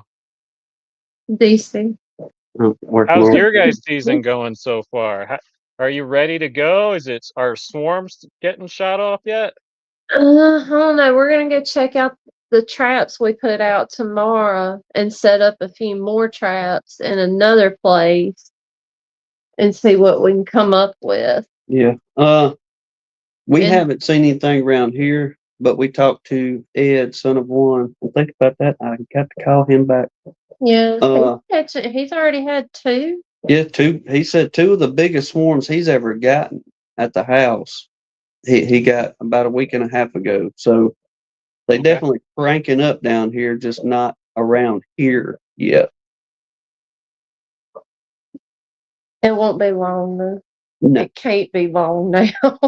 not Lord. We gotta be But close. yes, sir. We ready. We got boxes ready. Everything's waxed, ready to go. We got a little bit of comb that's pretty good to get. Not a ton. No, it just they wasn't able to make nothing last year, so we was just kind of reusing what they had used a year before. But got enough to get a few colonies started good. Uh, Mhm. so we just kind of sitting on pins and needles right now, waiting to see what nature's going to do. Bouncing on the edge of our seat, waiting on it. Yeah, I'm kind of there with you too. We're in our roller coaster spring where like last week it was mid 60s all week and everything was just going. We've got pollen coming in. We get pollen coming in like second, third week of February. So Mhm. that's pretty common here in the Denver area. So everything, as long as it's been warm enough, everything's been going really good. Mhm. Pollen wise, we don't have any nectar coming in, so they're still going through their nectar stores in their colonies. And then I've been getting ready for the season. I've been making lotion bars and salves, trying to stock up now. So in July, I don't have to make lotion bars, right? So Oh, I've there got you go. boxes and boxes. I just started a propolis tincture because I finished scraping all my propolis off all my boxes. So that's kind of where I'm at. So Mhm. as long as the weather's good, I'll start working colonies. It's not warm enough here to start feeding liquid, but I see that happening pretty soon. I Mhm. just got to keep looking at the weather and see how that's going. So, have these, from what we've seen on the weather, it looks like y'all have had a few snows back to back the last few weeks. Does that really put y'all in a bind, or does that kind of help things along in a way? It can. We actually didn't get hit by any of those storms. This year, a lot of the storms went south of us, or usually what you're seeing too are storms up in the mountains and not so much in Denver. Okay. Um, if I'm getting snow in March, it's not necessarily a bad thing because that's usually our spring moisture. What I'm concerned about is when we get the Arctic blasts that bring the temperatures down to like the teens and the single digits. When everything's starting to wake up in the spring, if it all gets frozen out, that's gonna hurt us bad. We've had that like in April, an Arctic blast killed all of our fruit tree blossoms one year and it just nothing was able to recover. Can you sell an alcohol-based tincture? Yeah, you just have to wait for the alcohol to I don't Mhm. know what it's called, evaporate off. So by the time it's done, it has no alcohol content. I do say it's made from alcohol, so I have had people that were alcoholics just not even want to touch it because it was made with alcohol. Yeah. Yeah, I respect that. Yeah, I do too. What else do we have going this year? I'm kind of with you guys. I'm on the edge of my seat. Our market season starts in May.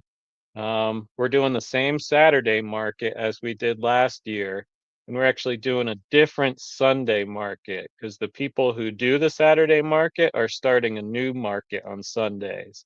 And they're really good people. They're really all about like the food community and supporting local farmers and everything. So Mhm. we're gonna do a new market up on in Lafayette on Sundays, and then That's we've got a couple.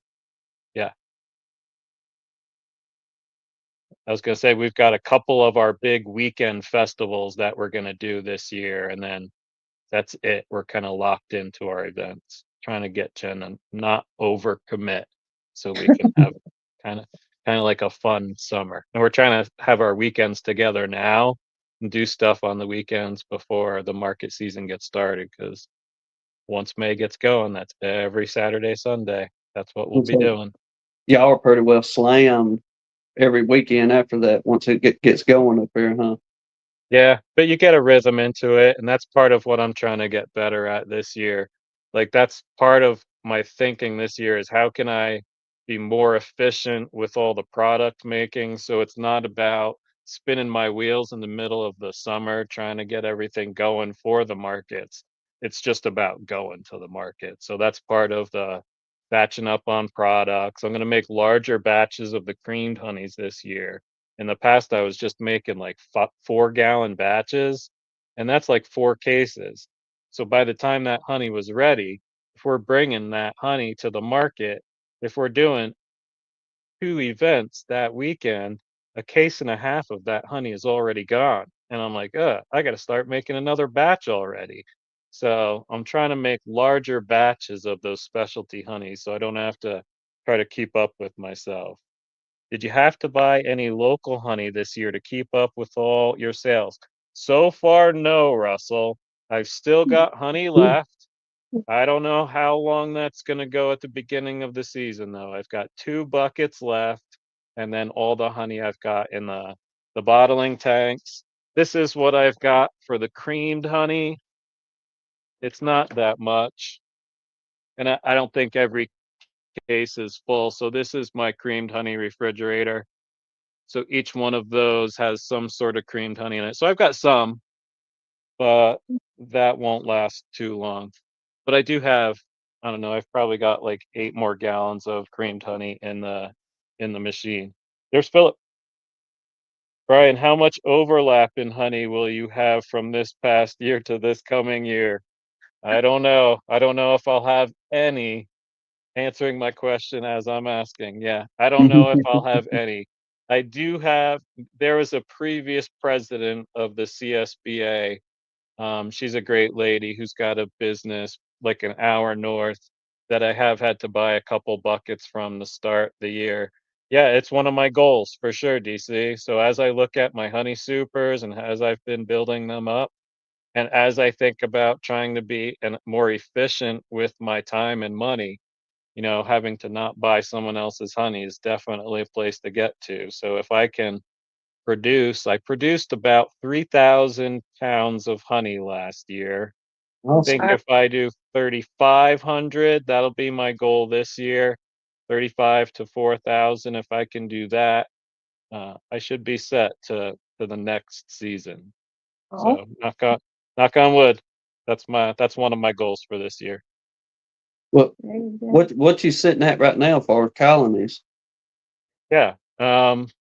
So, I usually say I'm at around 75 colonies, Tim, Mhm. and I'm at a place where I don't want to grow. So in the fall, I actually did a lot of consolidating to kind of manage my population then. So I think I shrunk down to about 65 in the fall. I actually had 5 colonies die out in the fall, like this CCD thing. Like I was feeding my colonies up in October. I'd go there and there's bees. And then the next time I go to check on their feed, they're all gone. Yeah, it is a lot of honey, Russell. I agree. Um, so I've been thinking about this colony collapse disorder thing since October because I saw like weird stuff happen in 5 of my colonies it happened. So I lost a couple of colonies in the fall. I lost a couple colonies in the winter. So I think I'm down to about 50 right now. Now Mm, I've got 24 nukes sold. I try to run 50 production colonies and then have about 25 resource colonies. So I feel like I'm in a pretty good place. Most of my colonies look pretty good. Some don't, but most of them do. So, that loss gives me some comb to play with. The other good thing about these management situations is these folks don't want increase. So part of my responsibility is to prevent those colonies from swarming. And a lot of times that means pulling frames of brood and food out of those colonies and replacing them and giving those colonies space. Now, what happens with those brood and food? I don't know. Probably it just ends up in a nuke in my backyard, but Yeah. they yeah. don't want their colonies swarming. So that's another great way for me to make increase in the spring too. Not my bees, but still part of my management practices. Like I said, that's what I would do with my colonies, and I manage their colonies just like I manage every other colony. It's a, Mhm. it helps your managing of the colony. Yeah, So in fact, the one Managing. the one place where I have 4 colonies, they really just want 3 colonies, and I run that fourth one there as a resource colony for those 3. So I'm Mhm. really just producing honey off of those 3. In fact, last year at the beginning of the year, they sat me down and were like, "Yeah, we're really happy with everything, but we didn't know what to do with all the honey we got last year." So I was like, "Well, I just won't work those colonies for so much honey." Like I work my colonies to maximize the honey production. I didn't do that for those colonies. I let them fill their boxes and then backfill their brood chambers once those boxes were full. And that's good for the Mhm. bees. So if they didn't need all the honey I got them, I'm going to manage them in a little bit different way. Made a little bit less work for me as far as what to do during the honey flow and then even feeding the bees afterwards. They had that good honey to go into the winter with. when Mhm. when you're doing it, are you going like once a week? Do you have it set up? Say I'll go Fridays and check everybody, or It depends on the time of the year and it depends on the client. Like if I'm meeting with the client that wants to meet with me and be there, like that guy that meets at 8 o'clock, it's usually like every Monday or Tuesday because it meets with his schedule. If it's other people, I don't even tell them anymore. I just show up.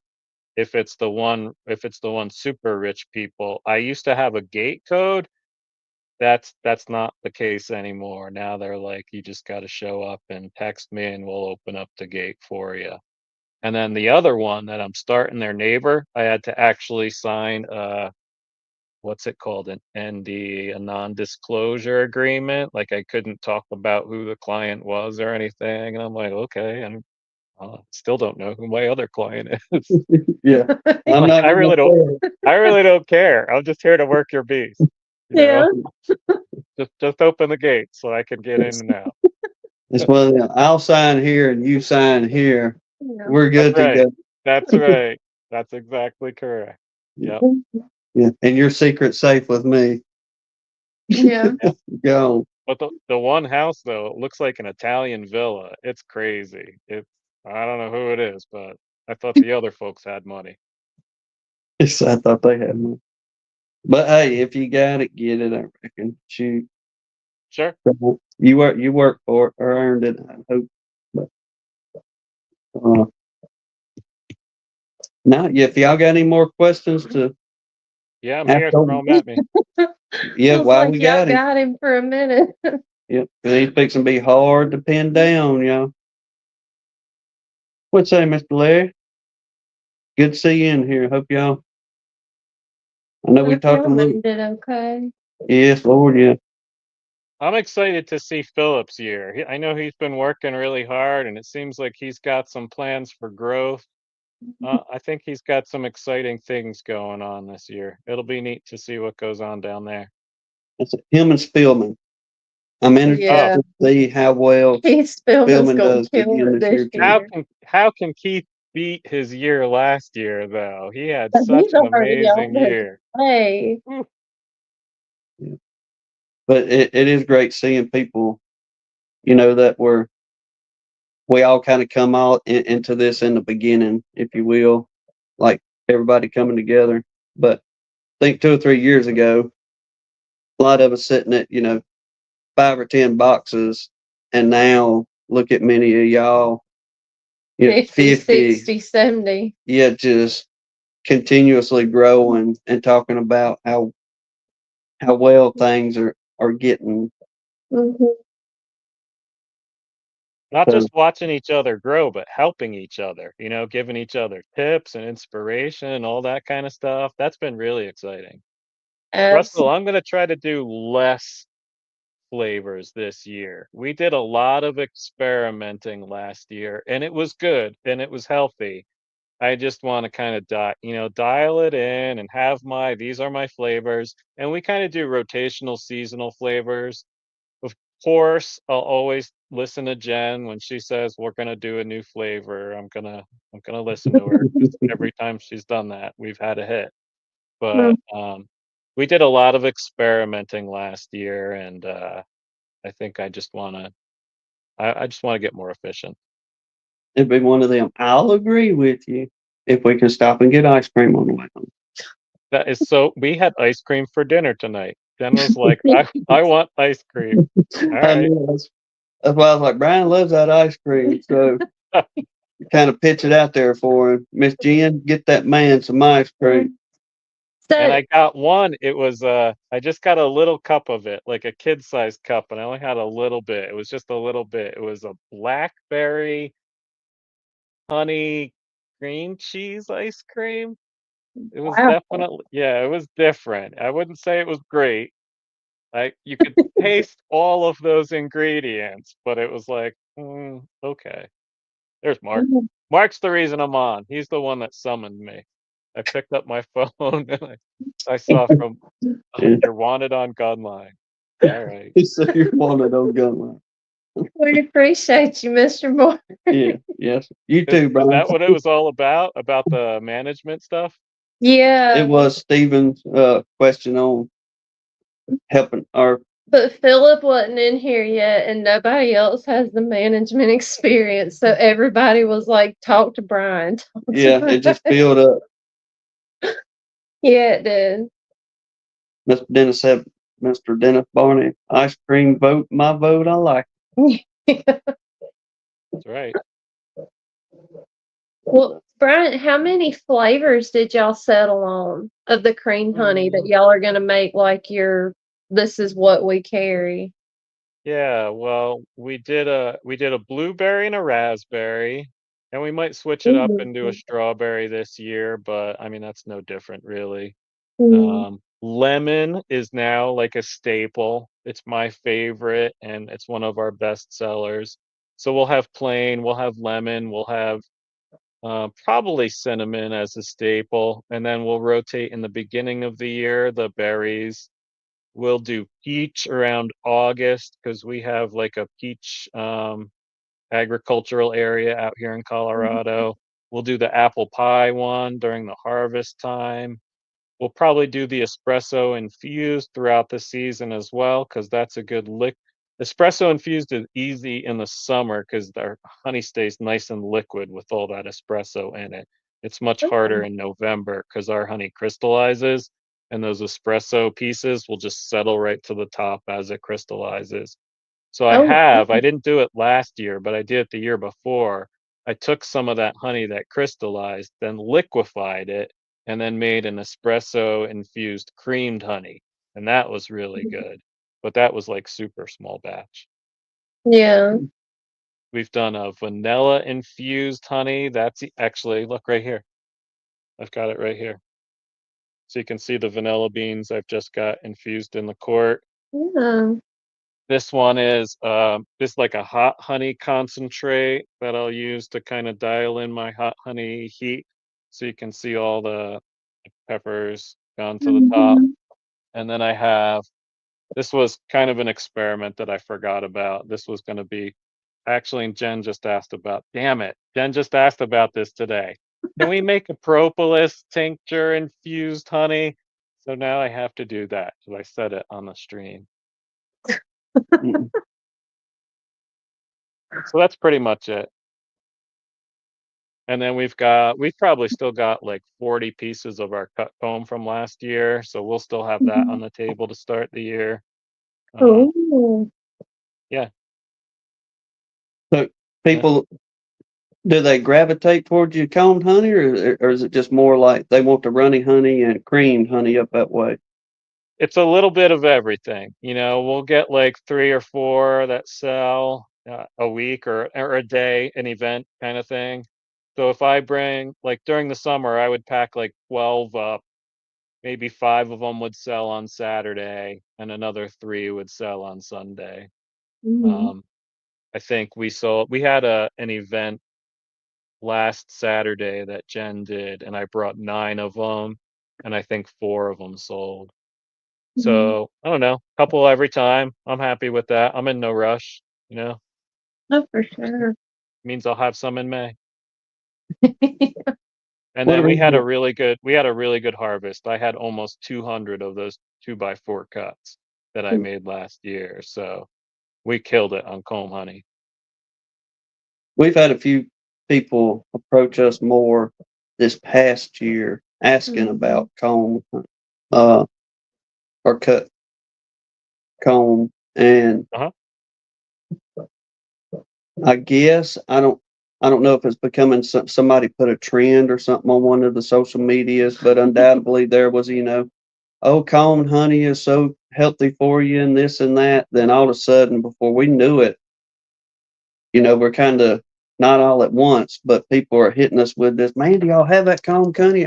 Comb and honey, I hear it's good stuff for you, and Mhm. this and that, and like, well, in years past, nobody really wanted any. Uh, but I guess all it takes is one person going viral on a social media platform to say, Get yeah, it going. yeah, it's magically good and healthy for you now. And that's what I've had, Tim. I've had like teenagers coming up and wanting the comb honey. And I thought the exact same thing. It's got to be like a TikTok trend or something like that. How does this 14-year-old want comb honey? And I think it's the coolest thing in the world, but I don't Mhm. know either. Yeah, how Steve's much? asking about my best sellers for our honeys. Yeah, Plain creamed honey is a bestseller. Lemon creamed honey is a bestseller. Oh, I forgot one flavor. We do a matcha creamed honey, and that one's a really good seller as well. I would say those are our three best. Any of the fruity ones during the summer, though, sell really well too. Yeah, exactly. Sometimes it's like that nostalgia. Sometimes it's like, oh, I've never had it and I want to try it. Sometimes it's the nostalgia from an older relative, usually from Europe, something like that. And then the charcuterie thing is another way we push it. I think everybody down here that's asked us about it is more The older the older generation. generation. Mhm. Because even listening to the older men I talk to around here, uh, they said that's all they used to get whenever they was, coming up. Nobody really jarred much runny honey. They say you just get a big old chunk of it from the beekeeper down the road, and that's what you got. And a lot of them, the older gentlemen, they do say, well, I'd just rather bite me a chunk off that thing and chew it for a while and Mhm. go on about my day.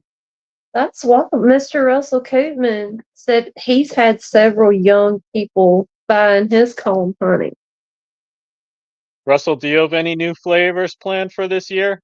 Any other new products? He's got a great honey line too. His creamed honey line. Oh my gosh. Yes, he does. Hey, Melissa and Tom. Oh, he's gonna do vanilla this year. Vanilla, yeah. I thought about that's kind of what this was gonna be. Was this was gonna be like for a vanilla creamed honey? I just never got to it. And then I made a mistake and I was trying to figure out something to do with that fermented hot honey that I had. So I put garlic in it and then I put it in my honey warmer and then anything in my honey warmer then stank of garlic. And obviously after a week of doing that, I was like, well, that was obvious. Why did I not realize that was going to happen?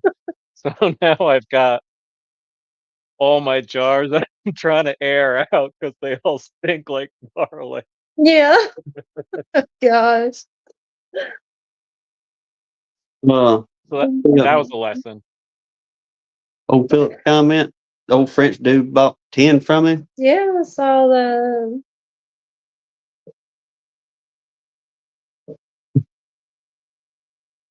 Oh, I bet that will, Mr. Russell.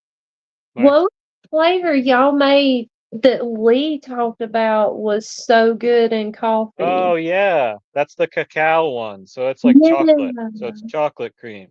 Oh, That's the one we typically do during like the holiday season too.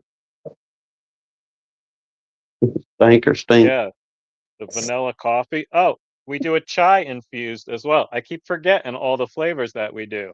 So we go and we buy chai tea and then we infuse it in a bucket of honey and then we'll filter out all the material and then sometimes we'll even cream that. So we'll do either a chai infused honey or a chai creamed honey. Hmm. We haven't tried the lemon. We got to get with Oh, one y'all and order some lemon from one of y'all. Everybody keeps carrying on about that lemon. I know. We're gonna order some this year. yeah. I sent DC some of the lemon cream. That's right. Now, I will say, Lee was generous enough to let us try, because Mr. Russell and Miss Sharon asked us to pass some cream honey along to Lee when we went over there to chit chat with him not long ago. So we took him the apple cinnamon and some strawberry over there. And Lee was generous enough to let us try the strawberry. It was And good. I'll say, yeah, that strawberry was pretty doggone good, y'all. So DC, I don't know if you know Bee Bum I think they're out of Nebraska, but they've started doing swirled creamed honeys where they'll do like the load plastic dishes, the round ones, and he must have made a machine where he's swirling two flavors around and he's got a couple of different combinations. Those look really cool. That's too fancy for me. I want to I almost feel like I've gotten too fancy with all the flavors I have already. But it's really cool. I love how they do it. Philip saying he bought a coffee pecan cream honey last year and fantastic. That That's does pretty, sound good. Bet that was I good. don't know about that. Y'all make a sweet tea one and you have me on something. Mhm. I'm not a coffee drinker. That's the only reason. Unless it's one of them fancy ones. I bet that was good. Let me go back up here. Tom and Melissa, we got the traps out. We're gonna go check some tomorrow. We're gonna go put a couple more up. So I didn't want to interrupt y'all. I had put that in the chat. did you? I'm sorry. No, it's okay. Just y'all were talking. If I'd have been looking at my chat over here, No, Miss I don't know. Marilyn. Well, how y'all are? Oh, she don't drink coffee either. Woo-hoo. High five. Y'all wouldn't want to be within a 10-mile radius of me if I didn't have coffee. I don't say nothing in the morning time if she don't have that coffee. Lavender hot garlic. Uh-oh. That's an interesting. Paul's pulling out some kind of Cajun mix over in Louisiana. Brian, do y'all still do your lavender? Yeah, we do. In fact, I was outside putting up an extension to our chicken fence because I'm sick of the chickens going in the lavender and digging them up because they dig right by the root ball and they're killing all my lavender. So I'm not sore about it though. Yeah. So I had my son was working on a fence to because my wife wants to see the chickens from the backyard. It's like or from her chair, right? She wants to see them in the backyard from her chair. And I'm like, all right. So we made an extension and we've got back to lavender. We've got about 200 lavender plants. We distill lavender essential oils. It's such a busy time of the year though, because it comes into bloom in July and that's honey harvest for us. So last year we did a lot of just cutting the lavender in bunches and Jen would just bunch it up and we just sell the bunches right at the farmer's market. And one of the festivals we do is the lavender festival. So we make sure we bring a ton of those there. Honestly, I love lavender. I love the smell of lavender. I hate how it tastes. So I don't want to put the smell of lavender in any kind of honey. I don't care if people on it. I'm not gonna do it. Brian says, nope. Caffeine flavored, maybe. I think. Well, I seen that on the caffeine flavor about maybe being an idea, but my ticker was getting off time drinking caffeine, so the doctor told me, he said, look, if you want your heart to get back right, you're gonna have to quit drinking any kind of caffeine. So I guess it's been on it 2 years now. I have to watch my caffeine intake. But this one beside me, that is a different story. She'll ingest enough caffeine to keep an elephant going all day. So that may be a good idea for ones of you if you can add caffeine to it there. I imagine there's a way to do that as well. Hopefully saying 28 days and nights. I know. Crazy. You need a break, dude. Yeah. Well, that's about all I got, Brian. Unless some others have got something else for you real quick. Where we at? We can go another 10, 15 minutes. Y'all won't. That's up to Brian on that. But Yeah, I'm good. Okay. They cut and run. so if y'all got anything for him, like I said, the man is hard to get, so y'all get him now on you. Oh, Todd Thanks, just Todd. tag. How's it going, Todd? Oh, he gonna take care of it, DC. We just his will. That's the way we roll. We put forth the effort, but his will.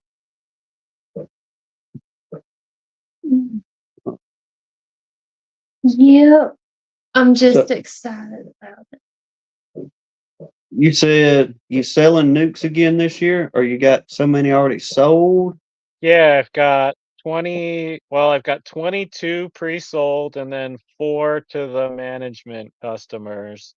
So 26 promised out, which is that'll be easy to fulfill based on where I'm at.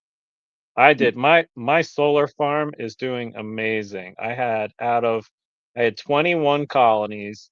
I had 2 die out, and I went there like 5 days ago, and they're in 10 and like 11 and 10, and there were 3 on this side that were light that needed fed up, and 2 on this side that were light and needed fed up.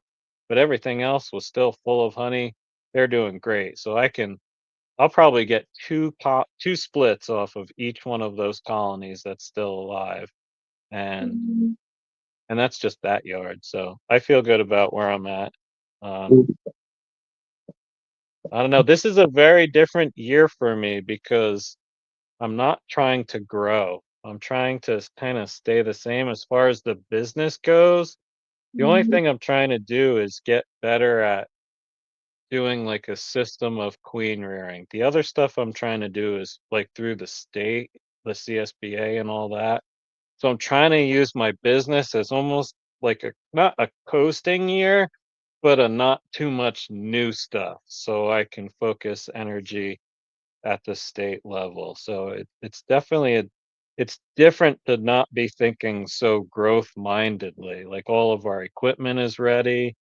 I could definitely use more honey super comb, but I think I have like 90 boxes of honey super comb already, and that's gonna get me a good start. So it feels good. It feels good to be in a place I'm at.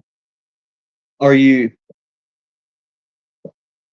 do you feel yourself kind of staying on the same track, especially since you're getting into your schooling and but trying to become a master beekeeper? Or are you kind of, as you're learning, just adjusting yourself through the schooling? I think our future growth is going to be hopefully related to Jen and trying to get her on board.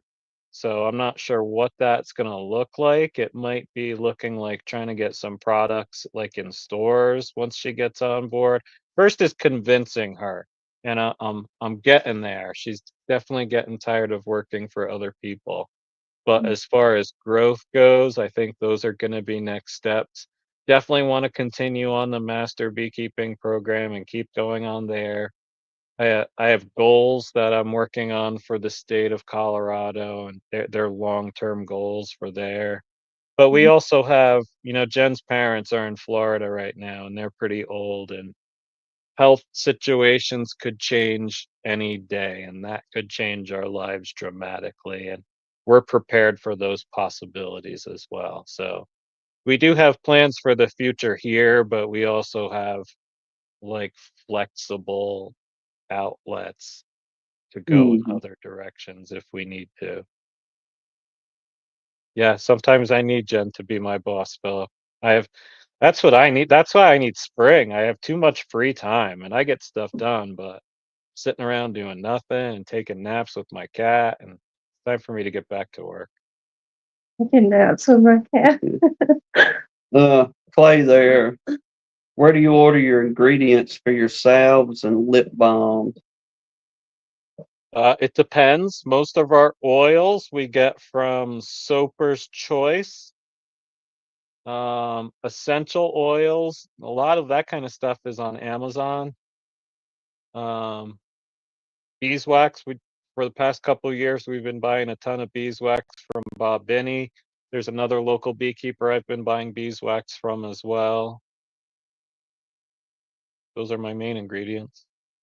Mm-mm. Melanie, my Jen's parents are in Englewood, Florida, which is on the Gulf Coast near like Manasota Key, south of Sarasota, I believe. I'm still learning my Florida geography. Yeah, they're in Florida. Awesome. Yeah. Uh, Michael Buck there. Where are you getting queens, and are the splits with cells or mated queens? Did you see his Is that name? for me? Yes, I guess so. I will be this year I'm going to be trying to use queens that I'm grafting from. I'm trying to use specific queens from specific lines. In the past, though, I've just been doing like 3-frame walkaway splits and letting them raise their own queens and just having them mate locally here. Or using queen cells that I find. Like if I'm seeing a colony about to swarm, I'll just split them out that way and use those queen cells. There's your Brian, question, Brian. no, I don't. Florida's a lovely place to visit. Let's just say that. A lovely place to visit. Mm. Well, y'all, there's Mr. Donnie in the house. Yep. For you Mr. Donnie fans out there, he's listening this evening. Good to see you, Mr. Donnie. Appreciate you joining in the conversation here. I'm proud of him getting in the chat. Okay. I was trying to rummage through comments, make sure I seen that. Then I got down here and I just seen, I'm gonna say Tom's comment on the aspirations of becoming a Florida beach bum. I could see Brian being a beach bum. That's what he was just saying. No, it's a good place to visit. I think Brian, he would mingle very, very well with the beach folks down there. He just laid back, you know. She's awesome. I don't know if I did or not. He just put I that could- in capital letters. I can definitely settle into a laid back lifestyle for sure, Tim. You've got me pegged on that for sure. And it is interesting because I've gone there a ton to visit, and through that beekeeper's lens, you're always like, what would it be like to keep bees here? You know, and you go to the farmers markets and you buy the Florida honey, and you know, it it is interesting. Definitely thought a lot about hive beetles and the potential of Africanized genetics, because I think they're kind of right on that edge there in Florida where they might or might not get Africanized bees. Brian, we need to, yeah, yeah. I don't do much of any of that anymore. You can still hit the nature trails. You wouldn't be dealing with rocks and stuff. It'd just be like, how do people walk in this sand for miles Yeah, and miles? yeah. I can hike in Florida as long as it's not on the beach because it's flat. But It's a little- but I can't even walk on the beach because that's bad for my hip. But even just walking out on that mess, if you don't, there's a certain way you kind of gotta land your feet, if you will, so you ain't sinking too far in the sand, digging in to make the next step. I guess is what I'm trying to say. Where you, There's an art to walking in the sand. yeah, without a whole bunch of stumbling and bumbling, I guess. He learned how to. Well, But we've got one last kind of get together before the season really kind of formally launches off. March 29th is our Pueblo conference down in southern Colorado. Mr. Ed's going to come out and speak with us. I'm going to be a speaker there. Tom and Melissa are going to come out and just hang out with us and have fun. We're going to get a chance to hang out with John Mitchell from Westcliff, who, even though he's in Colorado, I've only met on a Zoom meeting once. So it'll be a nice way to kind of wrap up the off season right before we get going for the year. We're excited about it. It'll be fun. there you Soon go. we'll get you guys to a conference and we'll get to hang out as well. We're going Yes, to sir. Monday. That must have been what Mr. Ed was saying on Joey's chat last night. He was That's going right. there. Yep. And that's like in 2 weeks. The easiest way to walk in the sand is ride an ATV.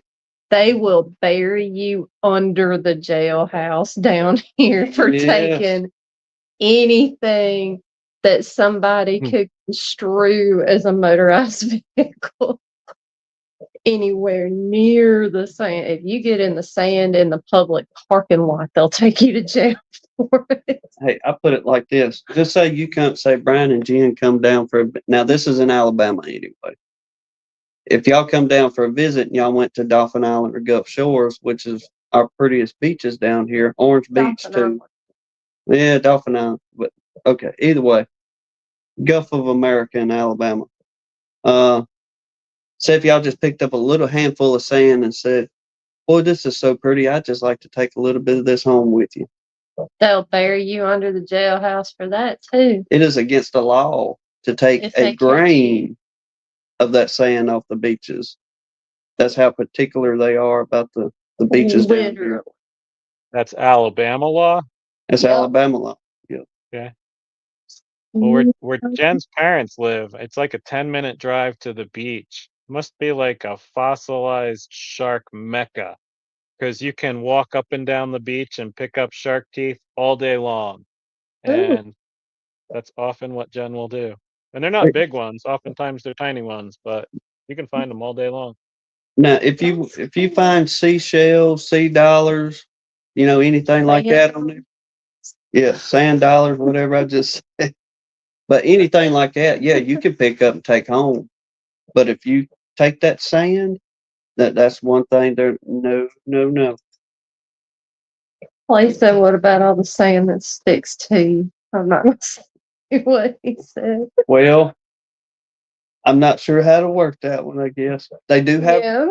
Well, probably the law would tell you we have rinsing stations at the edge of the beach right there, so it can just wash right back on down. Jeremy Lindsay Homestead said, I've yet to be arrested for carrying sand from Gulf Shores in my shoes to my car. Yeah. Not sure how you could legalize or justify one, but they can be kind of particular about things down there. Yeah, Paul takes home a whole shop bag full of sand every year. Hey, I mean, we do too, y'all. I mean, don't get me wrong. They understand DC, but that's just another way they can bring in money. Yeah, that's just a revenue deal if they want to be a sure enough.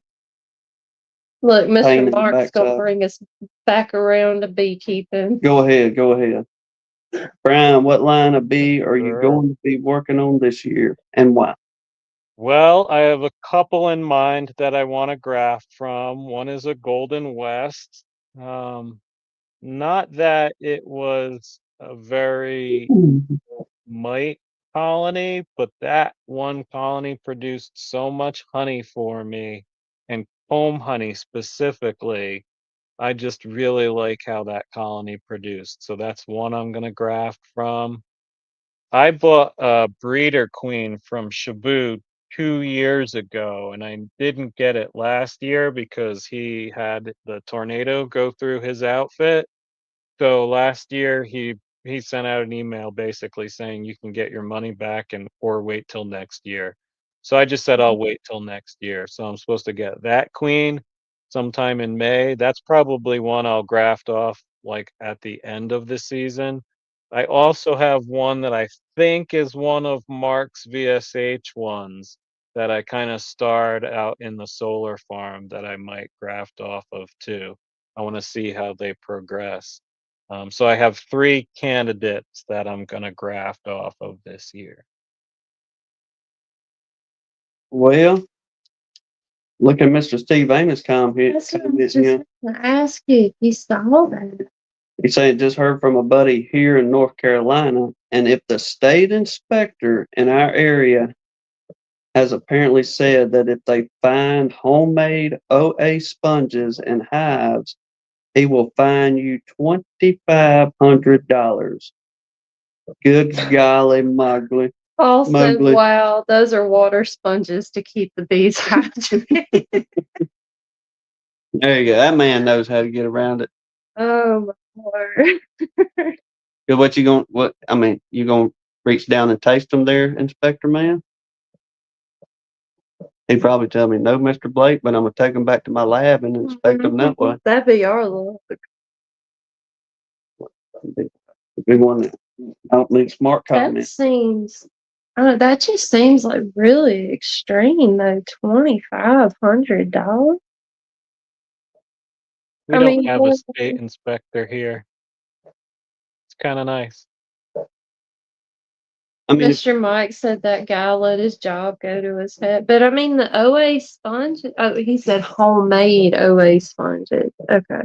yeah, That was the key word. I was thinking if OA sponges are, you know, illegal treatment, then how can they fine you? But he said homemade. that's exactly what it is. A money grab. People clown pulling some mess like that. Mm. A position like that is supposed to provide support to the beekeeper, right? Support and education and not enforcement, right? That's really what that state inspector is supposed to do. Go out to a yard and be like, yeah, maybe this isn't the best management practice ever, but not crack a whip like that. No one's going to call the guy out. It's not going to be a system that anyone's going to use if Yeah. they're going to have those kind of enforceable things as part of the system. It's just going to fail because no one's going to want them to come out. Yeah, it'd be one of them. Like, let me put it like this: we live down here in the South, and we have snakes real bad. So I would probably keep my lead dispenser near my smoker. So maybe that would encourage snakes. Hope Sadler said, tell him to get a warrant and prove it. They'll be MIA. There you go. Yes, sir. Well, I don't know. I mean, if he's out there, then, you know, you've kind of already given him permission to go in your hive at that point. But you can trespass anybody from your property anytime you want. Well, Steve did say the inspection is essentially voluntary. You're supposed to get them if you sell more than 10 nukes. Okay. Here's a disclaimer. If you're Yeah. doing that, There you go, Paul. before they get out there, make sure all your hives are clean and neat before the inspector gets there. I'm not telling anybody to break laws. I'm just saying make sure. Steve's saying he thinks it's got to be somebody young. Tim, you're saying clean the house before the guests come over. Yes, sir. Make things presentable. Yeah, don't just sweep under the rug. Go on and clean house the way you need to. Then, you know, when company leaves, you can have your house back like you normally would. I wonder how many states that require you to have an inspection to sell nukes, how many people have the problem of those people getting out to them in a timely manner, right? Oh 'Cause yeah. I don't know how it all works. I spent a couple of weeks last, I guess it was the fall, kind of calling around and talking to people that have an inspector system because we don't in our state, and I wanted to learn about it. And it was pretty interesting. I learned a lot about some people really appreciated the services that were offered. Some people, like I'm kind of like probably you guys, where you can mind your own business and I'll take care of my bees just fine. Thank you very much. And I'll do a damn good job at it. Um, so I don't know. I don't, I don't know. But I was surprised that there were some people that I thought were going to have that attitude. Be like, no, it was super helpful. So I think it can work if the right kind of people are in the position who are just out there to educate and support beekeepers, because that's really the heart of that position, is just helping out beekeepers understand what's going on in their colony and help provide them options. You've got European foul brood. This is what I would do about it. And this is what your options are. From my understanding, we register every year as we should, according to the law. But we've never even had anybody contact us from state, anything. We've had to ask around, like, where is the state beekeeper guy at? You know? Oh, well, he serves 4 different counties. And we're like, one dude services 4 or 5 different counties down here. Oh, yeah, yeah. And he lives, you know, naturally the farthest county away. So who's going to get up every morning and say, you know what? I live where Bruce lives. We'll just say, I'm going to drive from Dothan, Alabama to Mobile this morning just to go check this guy's 8 colonies. I think I'll make a day of it. Well, Mr. Dan just said Pennsylvania inspectors are really good at providing education. Well, that's Like good. Brian was saying, that's how it's supposed to be. Like Yeah. that's the That's whole awesome. setup. So whole in point. Alabama, do you have to get inspected to sell nukes? On the nukes, yes. Yeah. Okay, so if you got to that point where you're ready to sell nukes, do you know who to call? No. Do you know who to call to find out who to call? Yeah. You can call Yeah. a co-op. Yeah, either the co-op, or we do have, what is he, the environmental guy? Anyway, he works for the state for environmental, and we run into him a lot of mornings at the gas station. And that's how I figured out he worked so many counties. And he's like, oh, yeah, I got dude's number here and this and that. But far as actually who he is and if he ever comes down here, I couldn't tell you a thing about the man. Jonathan Stevens just said he's in Maine and they had one inspector for the entire state and they just hired her an assistant. So now they have 2 inspectors for the entire state. That is insane.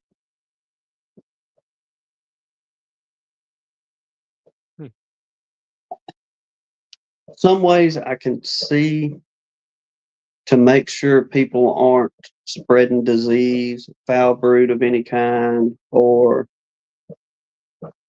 selling people unhealthy colonies and things like that, to make sure things are on the up and up. Yes, to a point, I can see making sure people are doing what they're supposed to. But far as knowing my whole business about everything, that's going to be just limited information, if you will. Best way I'll put that. Those have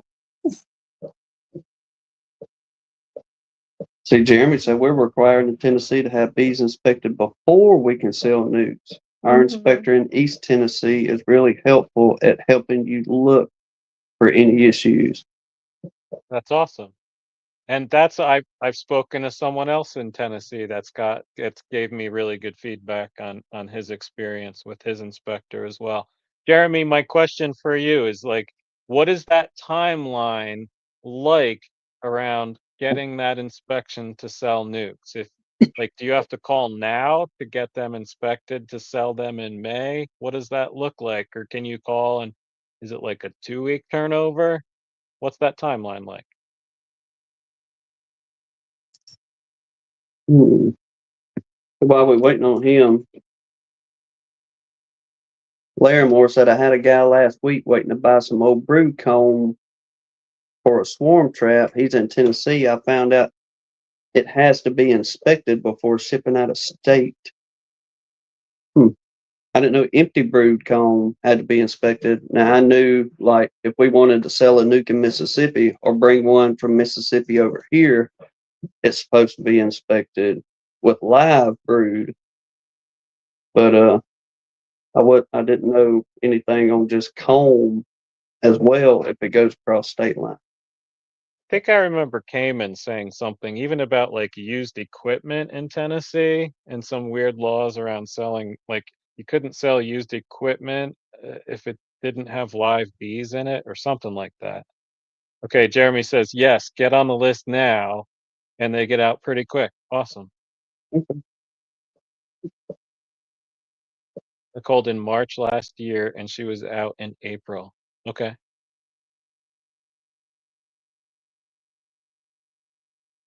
All right, Paul says I know Cayman had his nuke tagged with an inspected label. Yeah, pretty much, DC. Laws that have no effect, but someone must have thought it was a good idea just to put pressure on folks. There you go. Jeremy says used equipment has to have live bees. Well, I can see that. That way you know what you're getting. If there's sick bees in there, for the most part, you can pretty well tell.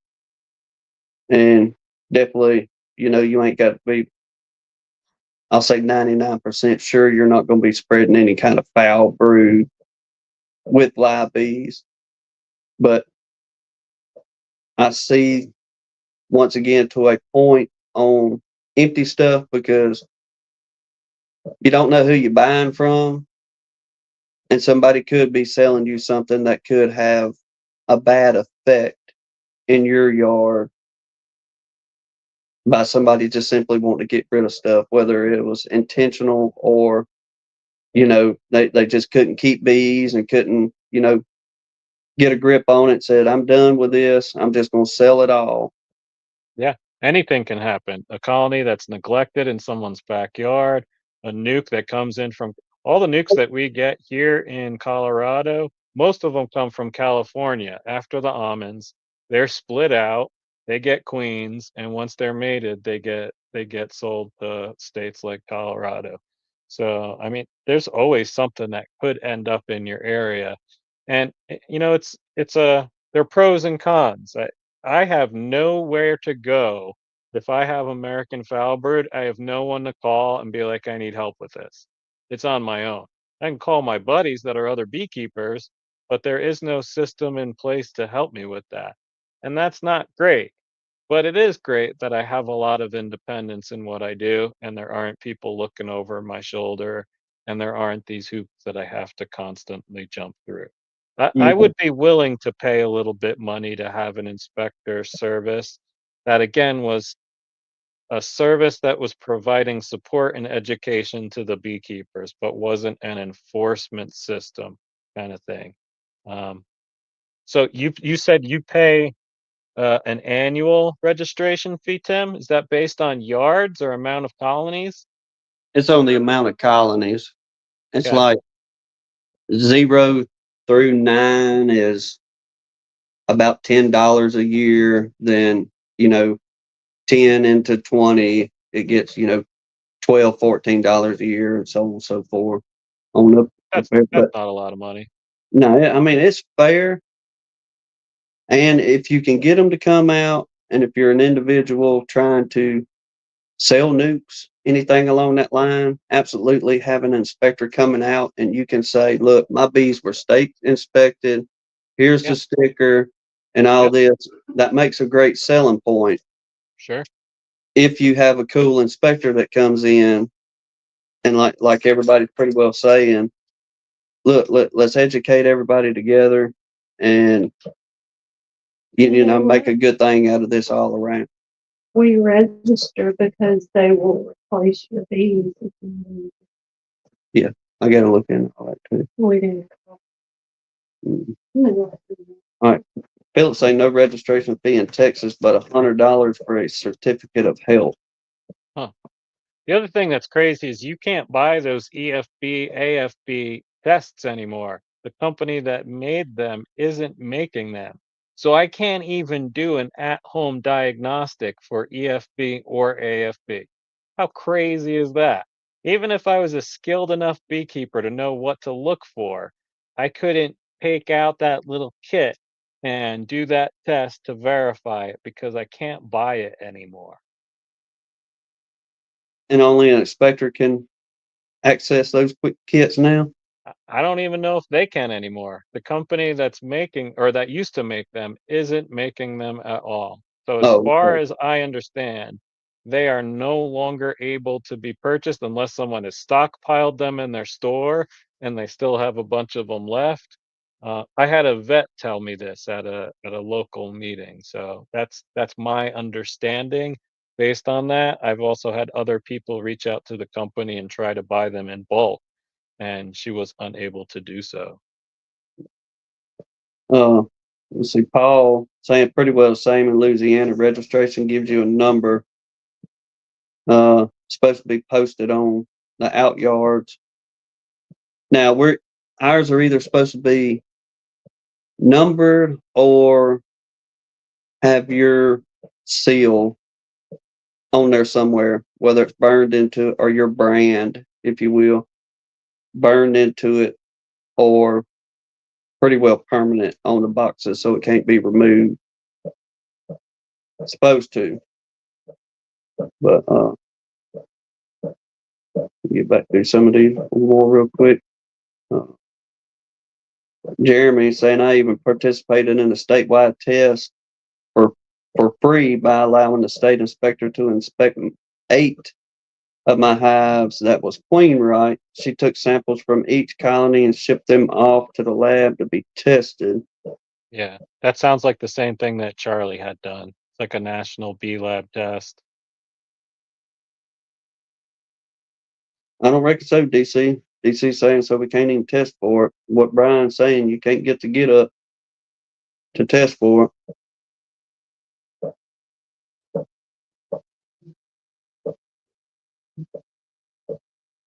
See, I have one more here I can read off real quick. Several of you commenting now.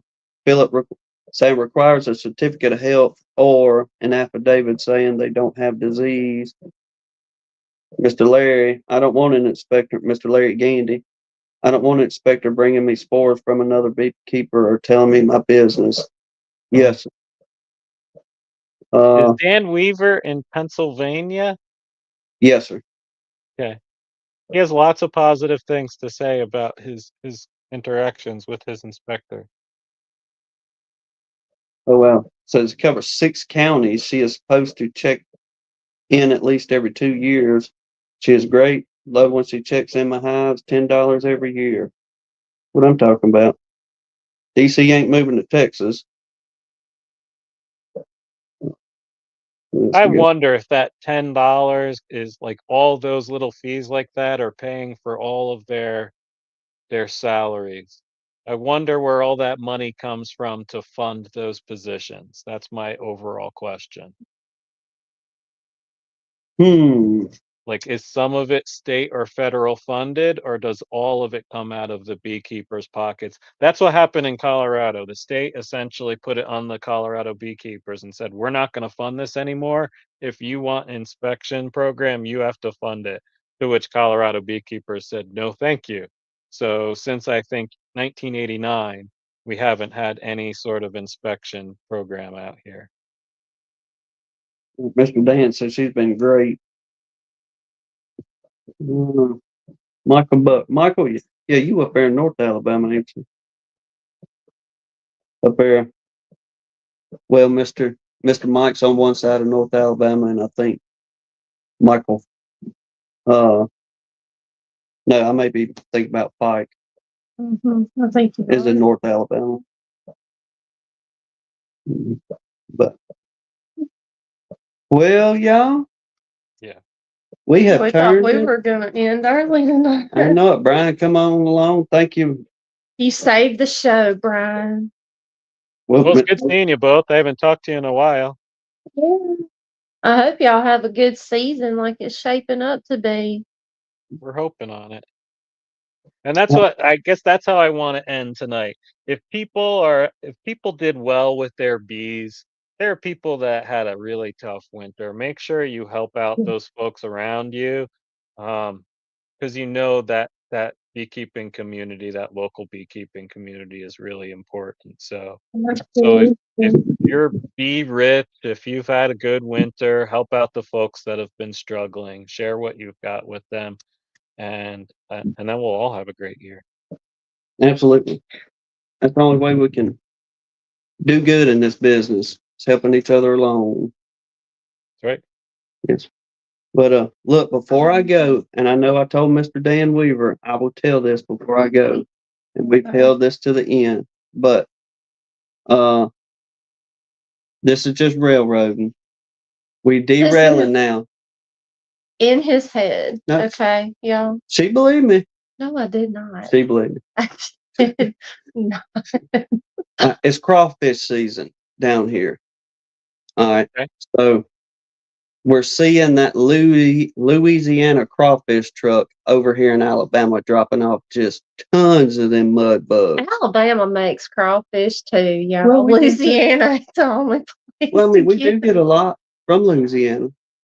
We don't have nowhere near the mud bug farms like Louisiana. Yeah. Mm-hmm. All right. So when surplus gets low over here, Louisiana helps us out. But behind this little filling station, boy, they cook some good food. my word, these people actually good gas station food. Well, we go in there after church on Sundays and usually get us something for lunch, carry home. Well, like I said, it's crawfish season. You could smell it in the air as soon as you pull up. It's like, yes, sir. Well, we was pulling out, and you have to drive behind the filling station because the parking lot will be so full. So you have to drive around to get out. Yep. But as you're going around to the back of the building, y'all picture this with me. There's several big boilers out there. Mm-hmm. And there's a little bitty old Vietnamese woman, and she's chunking them crawfish off in that pot, getting them ready for the next run, ready to eat. Mm-hmm. Well, I was telling Hannah whenever we was coming around back of that building back there, I said, you know, when that Vietnamese woman drops them crawfish down in that hot boiling water, they're already dead, don't you? And she looked at me and she's like, yeah.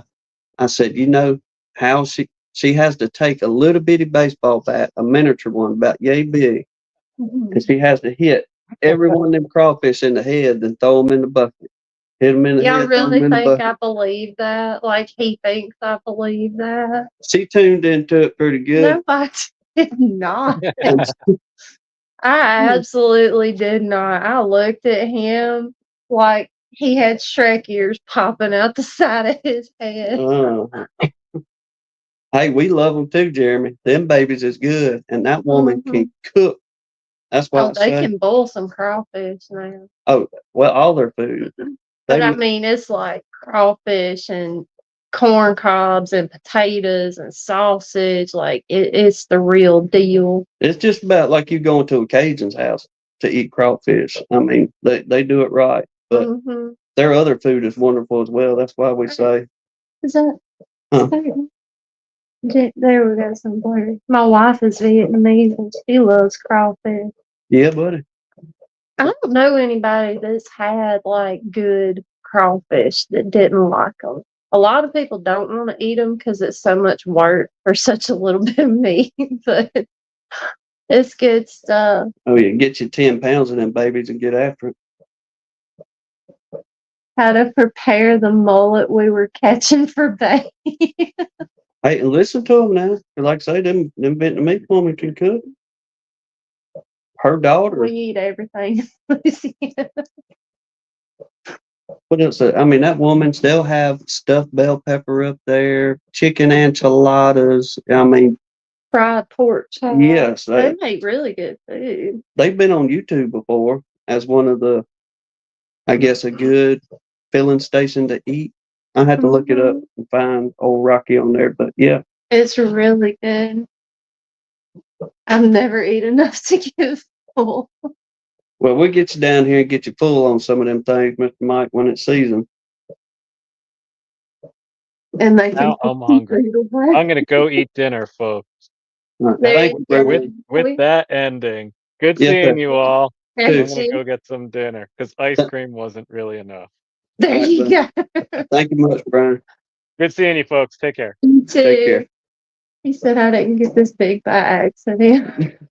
Well, that goes with Larimore. When Larimore came in earlier, I said, "So, like, how are you, Larimore?" And he was like, "I'm fatter." Ain't no way. Well, yeah.